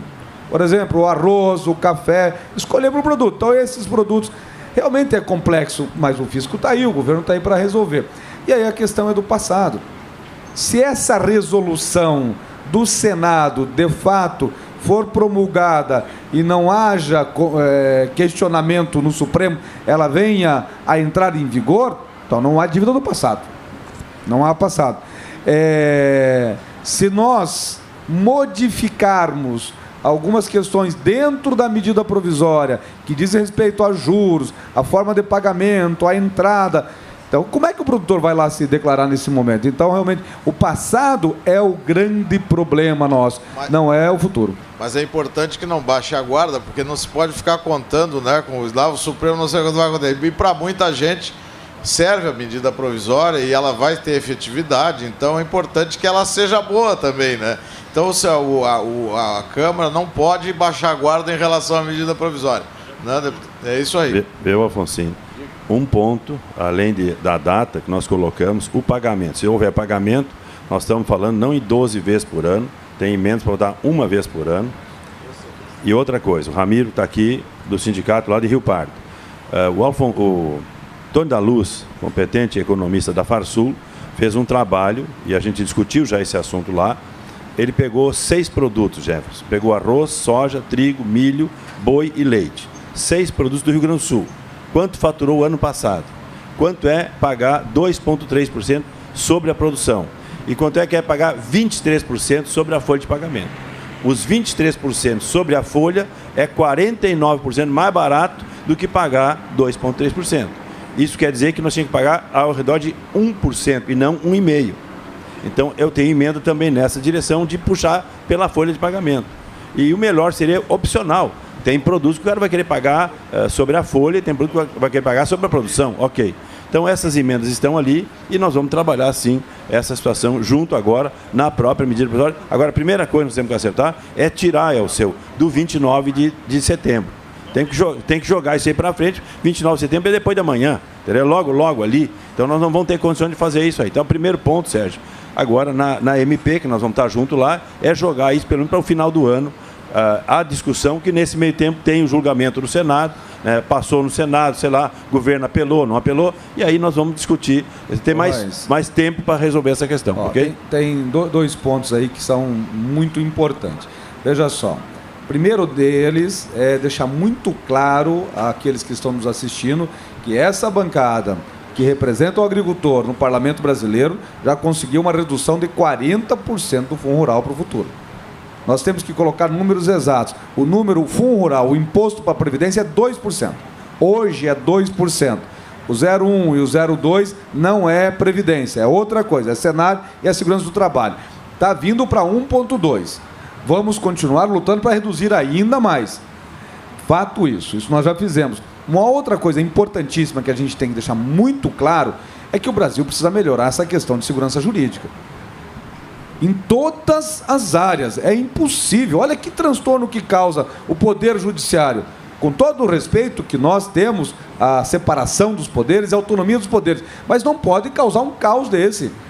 O Brasil é o segundo maior produtor de alimentos do mundo. Nós temos uma pressão gigante de ONGs, de países europeus, de norte-americanos, de asiáticos, do Oriente Médio. Aqui no Brasil, no que diz respeito à competição com o Brasil na produção de alimentos. Aí nós vamos criar uma insegurança jurídica, além do custo altíssimo que nós temos da nossa produção. Então nós temos realmente que ter aí esses 2 pontos como principais na nossa luta dentro da defesa do produtor rural e do Brasil como um todo. Ter segurança jurídica e fazer o que é justo no que diz respeito ao pagamento de tributos. Perfeito. Eu faria uma pergunta que me foi pedida. Essa dívida do Fundo Rural, caso venha a ser declarada legal e ser paga, qual vai ser a destinação dos tributos, dos recursos? Irão para o Tesouro Nacional e também irão para alguma outra entidade, como a Farsul, as federações, a CNA ou não? Não, da contribuição que tem, 0,2 vai para o Senar. Vai para o Senar. Do atrasado também. 0,1 vai para o acidente de trabalho. Isso está fora da discussão, isso não estava dentro das liminares. Não, mas eu queria saber se isso vai... a dívida... Os 2% vai para a Previdência, vai para a Caixa Única. Doutor Alceu. Doutor Alceu, por favor, senta aqui que está vazia a cadeira aqui. Normalmente, o 0,2 já está, todo mundo pagou. O 0,2 do Senar, eu acho que ali o Edi está aqui, o Ramiro está aqui, são desses sindicatos. Normalmente, o 0,2 o pessoal já pagou, entendeu? Está devendo é o 2,1. O que vai pagar dívida é 0,8. Tá? Porque nós, na verdade, estamos cobrando 1,2% do Fundo Rural para o Porvir ou 2% para aqueles que querem pagar dívida em 15 anos. Tá?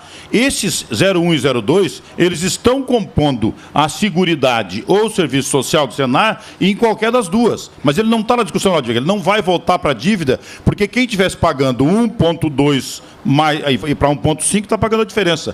O que vai para o abatimento da dívida é o 0,8 em 15 anos, que vai certamente naqueles que a dívida for maior do que a incidência do tributo durante o tempo, vai ficar com resíduo para pagar depois, que é outra negociação.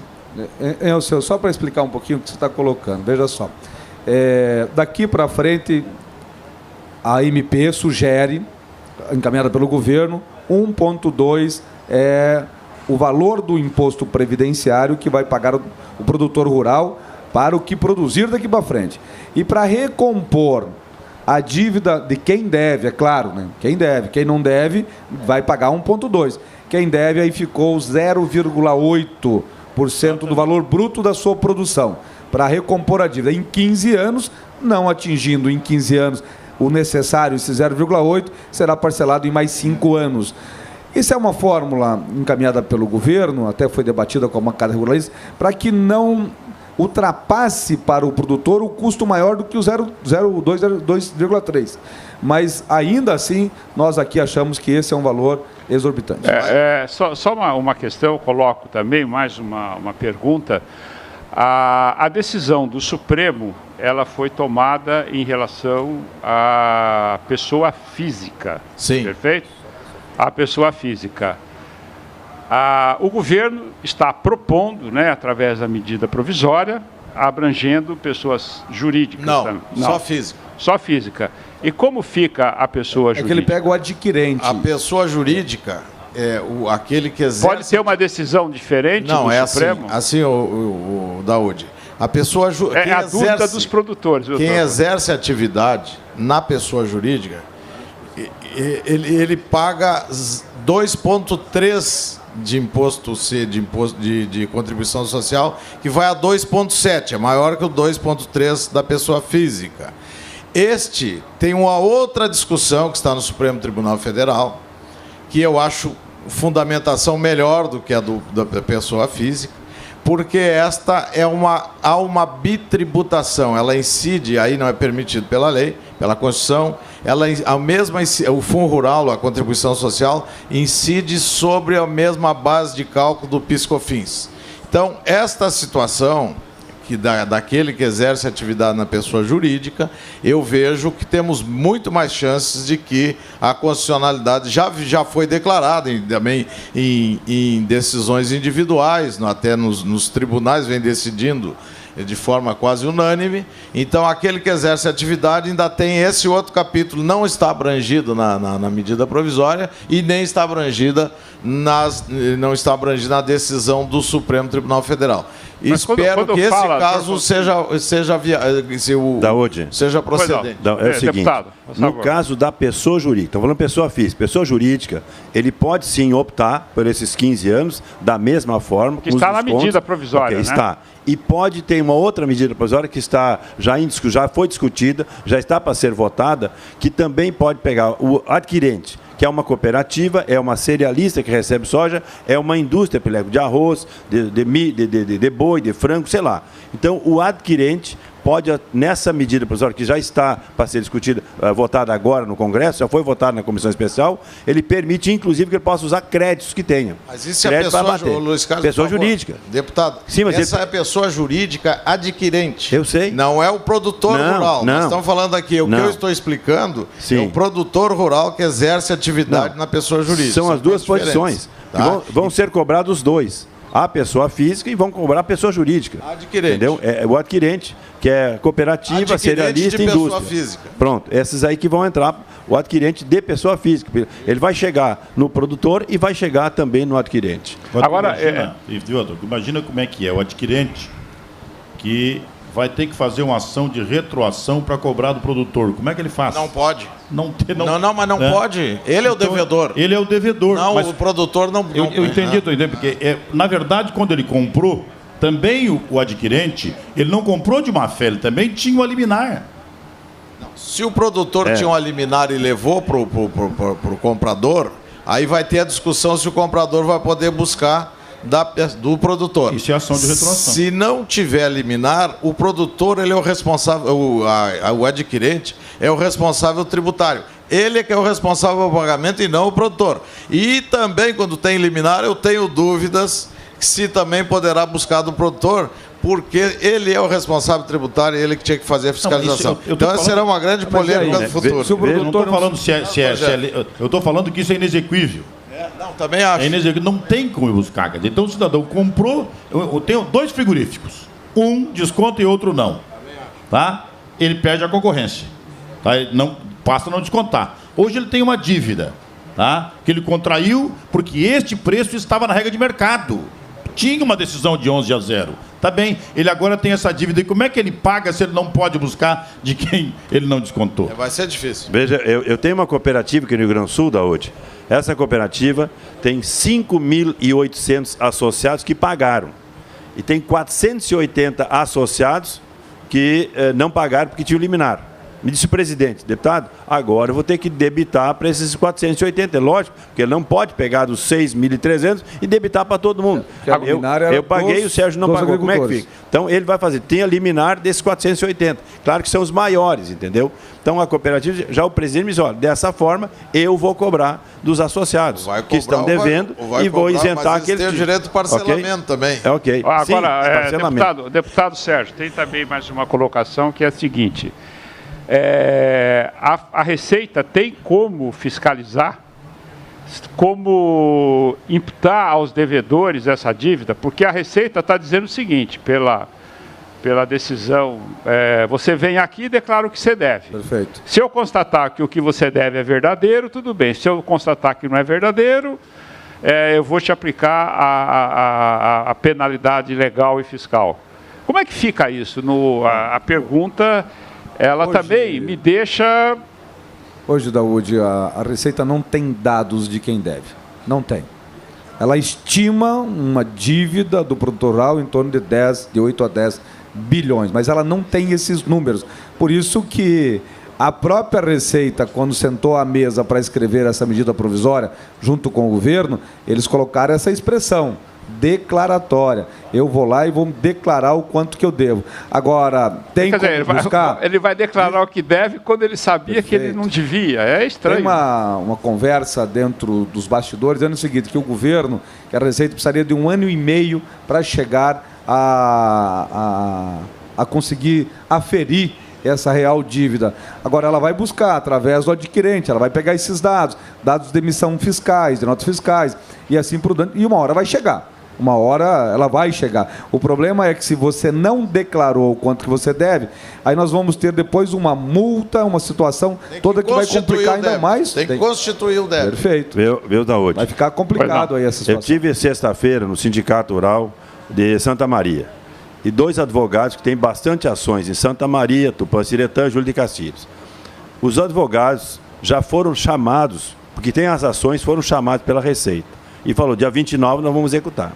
Ali o Pileco conhece, São João do Polejo. Já tem indústria que já foi chamada, a indústria de arroz dali já foi chamada pela Receita. O senhor apresente de quem comprou arroz em 2016, 2015, 2014. Já está chamando e notificou a indústria para apresentar. Esses casos eu conheço, veja. Então, já chamando indústria, isso aí, alguém que me procurou e falou. Isso deve ser nacional, né? Isso não vai ser só isso aqui não é o caso específico. A Receita está fazendo isso no Brasil inteiro. Jefferson. Só queria fazer uma intervenção rapidamente nesse assunto.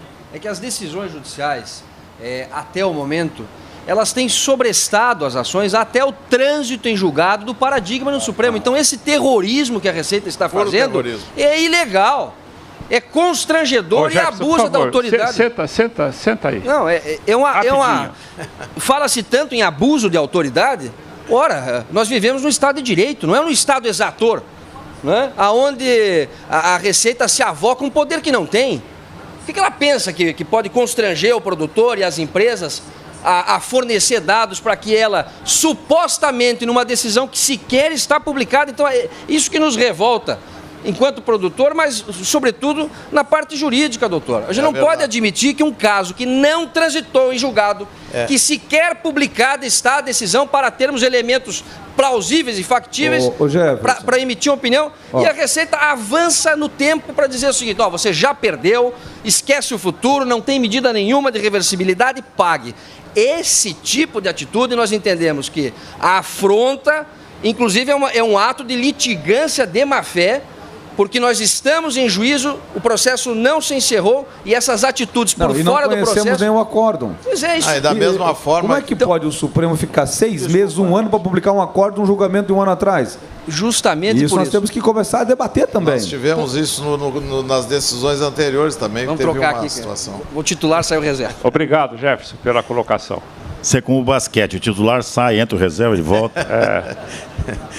E o técnico aqui fica meio sem... O técnico... Não. Tá. Bom, vamos lá então? Eu acho, pessoal, que nós temos... Olha, o grau de complexidade do tema que nós estamos discutindo, imagina como é que está a cabeça do produtor, que está nos ouvindo agora, né? O cara plantando arroz e feijão e milho e soja e tendo que conversar com o ex-Tunk. E ele certamente vai: que bicho é esse? Como é que se come? Que ex-Tunk, meu irmão? Tu tá louco? Eu tô aqui plantando e colhendo. Pois é, mas se a decisão do Senado tem efeito ex-Tunk, que eu não estou falando definitivamente, está suplantado esse processo. A dívida simplesmente não existe. Eu concordo. Não existe, que é o melhor caminho. Só que daí, Jefferson, tem um contencioso que é inverso. Aí é hora de começar a pensar em como é que se devolve para quem pagou. Sim, porque vai ter que devolver para quem pagou, né? Vai ter que se habilitar para receber. É muito complicado. Aí isso não vai acontecer mas nunca. Não tem isso, mas se é possível haver o crédito, há que se haver o débito. Jamais perdoarão, né? Jamais perdoarão.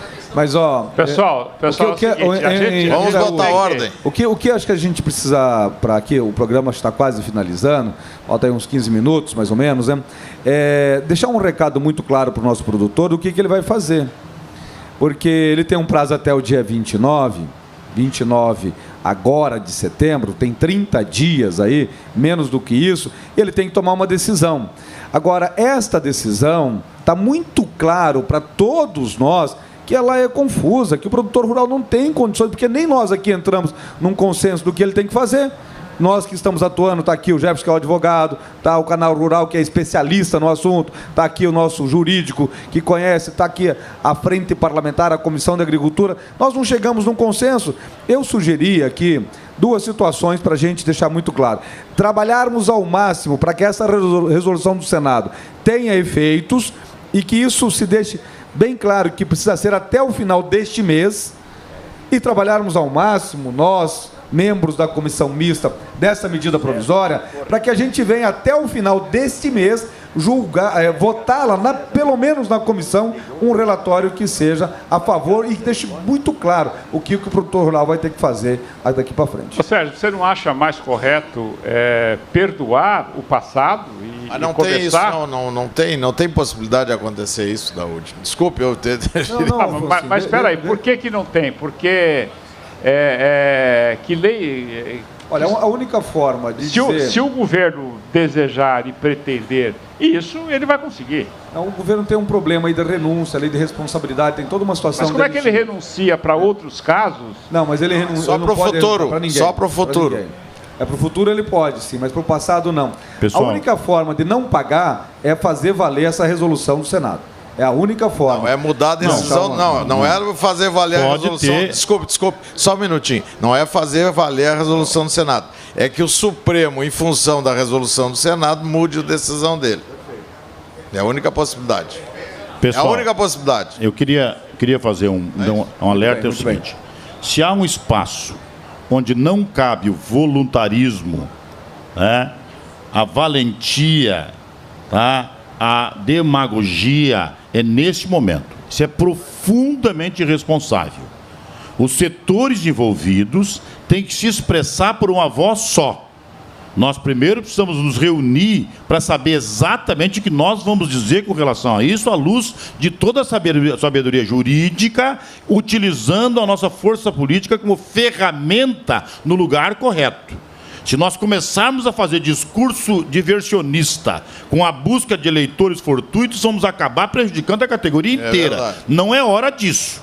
Agora, por mais amargo que seja o remédio, tem que ser para todos. Né? Vão ter que buscar a solução com muita responsabilidade, primeiro para definir essa data do 29, do final desse mês que vem, para passar para mais adiante, porque não há condição de ir buscar o consenso, né, a convergência de pensamento sobre isso nesse processo, e segundo, ter uma voz só que, a meu juízo, as instituições envolvidas do processo têm que buscar se expressar por uma voz só. Inclusive, a nossa força de convencimento será tanto maior em direção ao governo e ao judiciário, quanto mais ela for única. É verdade. Tem uma pergunta aqui, do Vilmondes, que é diretor da FAMATO. Ele gostaria que nossos debatedores esclarecessem sobre a incidência da cobrança sobre operações de comercialização de gado entre pessoas físicas. O que ele quer dizer aqui é o seguinte, está previsto por essa medida, cria, recria, engorda a incidência do tributo do Fundo Rural. Isso acabaria, então, inviabilizando a pecuária que já está aí numa situação muito difícil. Posto em cascata. Desculpe o seguinte, aqui, ó, não é na medida provisória.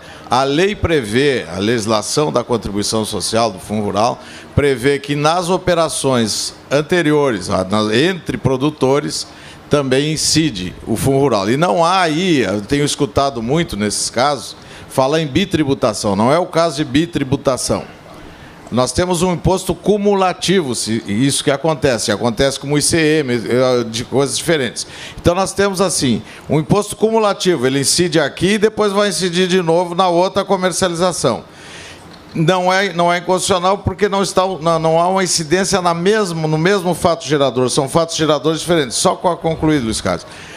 O que ocorre é o seguinte, o que teria que mudar na legislação é que nós teríamos que criar um crédito presumido desta operação entre produtores, se ela não puder ser modificada, se não se puder extinguir essa contribuição de comercialização entre produtores. Aí teria que ter um crédito presumido, para, como acontece com o ICM, para que na segunda operação, esse que foi pago aqui, já for descontado lá. Só o valor adicionado. Né? Só o valor adicionado. Então, esse é o problema que ocorre com o Fundo Rural. Existe a obrigação de pagar pela legislação atual, não é pela medida provisória. E quem tem que pagar é o vendedor. Quando há venda, quem tem que pagar é o vendedor. Não conheço caso que tenha ocorrido no país inteiro, mas essa é a legislação que tem essa exigência. Até 2008 não era assim. Sim, a venda de gado, eu comprei um boi para engordar, eu comprei uma vaca para engordar, eu comprei um terneiro, eu não pagava. Agora, eu tive lá em Rondônia, uma cerealista lá, tem uma suinocultura, os produtores integrados, eles compravam milho, 100 sacos de milho, agora estão cobrando o milho que o cara comprou de um outro produtor.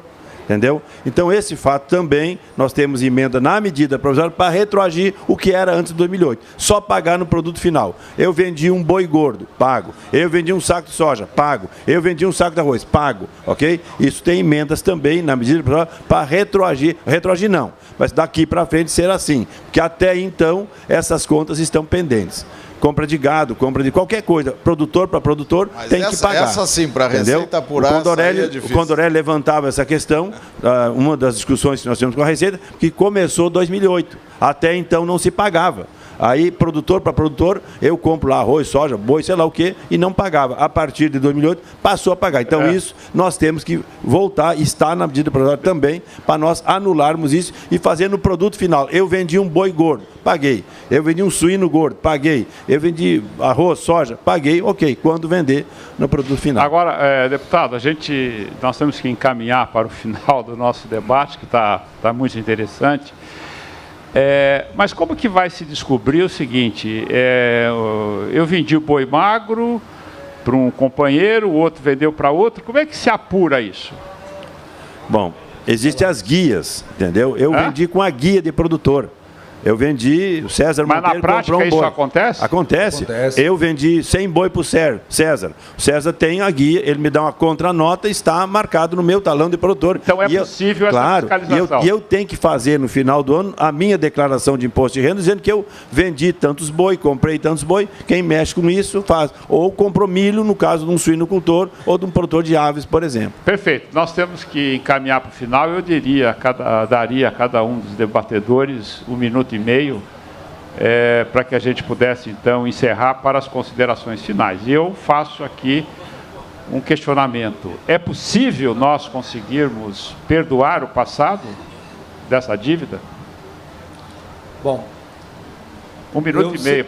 Eu sinceramente tenho as minhas dúvidas. Eu acho muito difícil. Eu acho que a saída que nós temos realmente é essa, que essa resolução seja promulgada e que ela tenha uma influência numa nova decisão do Supremo. Outra solução não consigo enxergar. Mas aqui, queria aproveitar esse 1 minuto e meio, Daúde, para dizer ao nosso produtor rural que nós, lá no Parlamento Brasileiro, nós temos feito a nossa parte.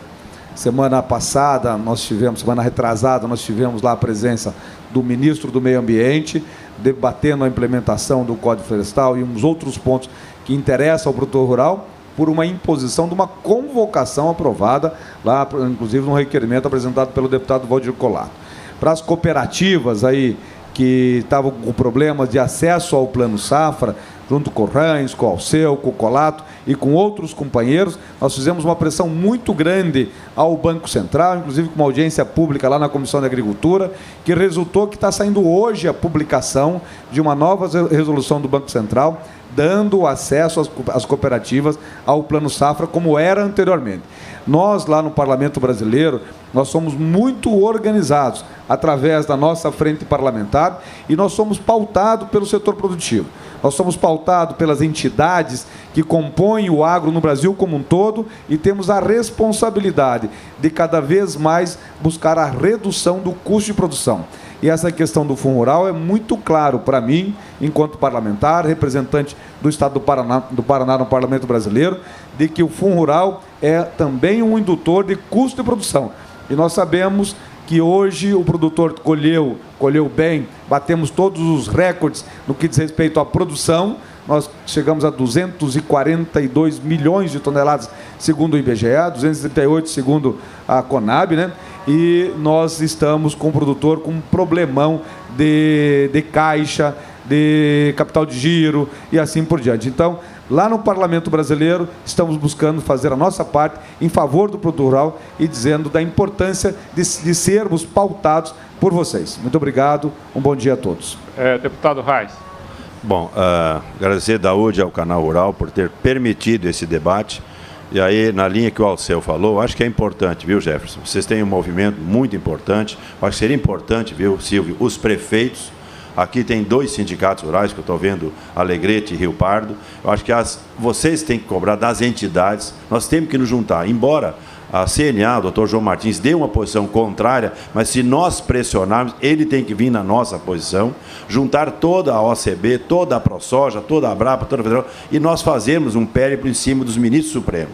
Aí é uma questão política dos parlamentares, Alceu, da Comissão de Agricultura, Sérgio, da Frente Parlamentar da Agricultura, com as nossas entidades. E aí mostrar a eles a ilegalidade desse ato, ok? Aí sim eu vejo mais fácil de nós termos um resultado e não ficar enrolando o produtor, certo? Então acho que esse é o ponto. Vale nesse momento a pressão sobre os ministros supremos e sobre o próprio executivo, mostrando que o Jefferson, muito competentemente, fez a colocação aqui, em cima de 2 decisões e todas incongruências. É a posição que eu tive do próprio ministro Costa Leite. Conversei com ele a semana passada, é uma autoridade no assunto, é o autor da ação principal, né, o advogado, não é o autor, o advogado da ação principal, ele sugere também isso aí. Então, só estou colocando, se nós pudermos fazer essa junção de esforços parlamentares, entidades de classe, movimento, prefeito Silvio, entra com a CNM, seguramente os prefeitos vão conosco, certo? Aí, Fundo Rural não, mais Voz do Campo, sei lá, juntamos toda essa posição e pressão, porque aí é uma voz só. Em nome da produção brasileira, seguramente dá para retroagir nesse processo. Deputado, okay? Deputado Seu Moreira, sobrou só 30 segundos para o senhor. Eu só queria dizer o seguinte, o produtor rural não é mercadoria. Essa base produtiva que nasce com a moeda verde do chão é que mantém a economia desse país de pé. Se continuar achando que esse saco é sem fundo e começar a colocar impostos cumulativos, como é o caso da compra e venda de produtos, nós vamos acabar inviabilizando a produção. Se o país tiver cabeça no lugar, para de pensar no produtor rural como mercadoria e trata como base produtiva e arruma um arranjo produtivo que lhe coloque com rentabilidade que a produção fique de pé. Senão, nós vamos acabar matando essa matriz, essa fonte de renda permanente tão importante para o Brasil. Perfeito. Doutor Afonso. Primeiro, agradecer a parceria do Canal Rural. Eu, embora faça parte do grupo, mas estou aqui como representante do IEJUR, que fizeram essa parceria. Segundo, respondendo a tua pergunta, anistiar é impossível. Não vai acontecer, não tem como isso acontecer. Não dá para a gente vender essa ideia. Muito menos perdão, né? Isso aqui não perdão, não vai acontecer.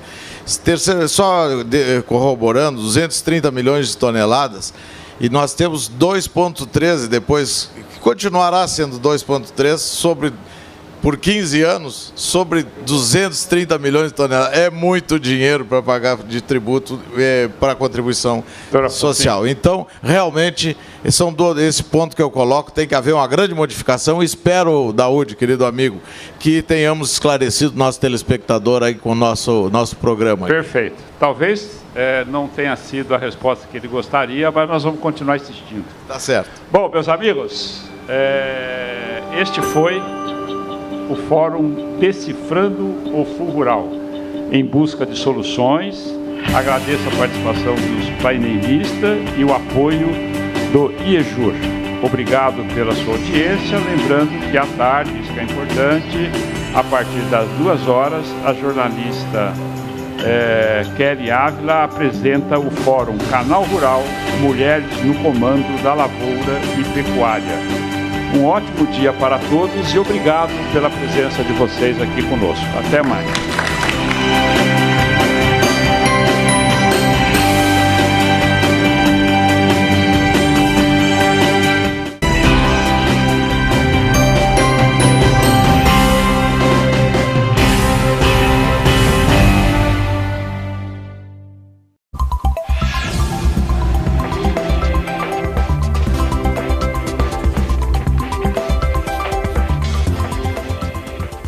O ar seco é quem comanda o tempo na maior parte do Brasil e impede a formação de nuvens de chuva.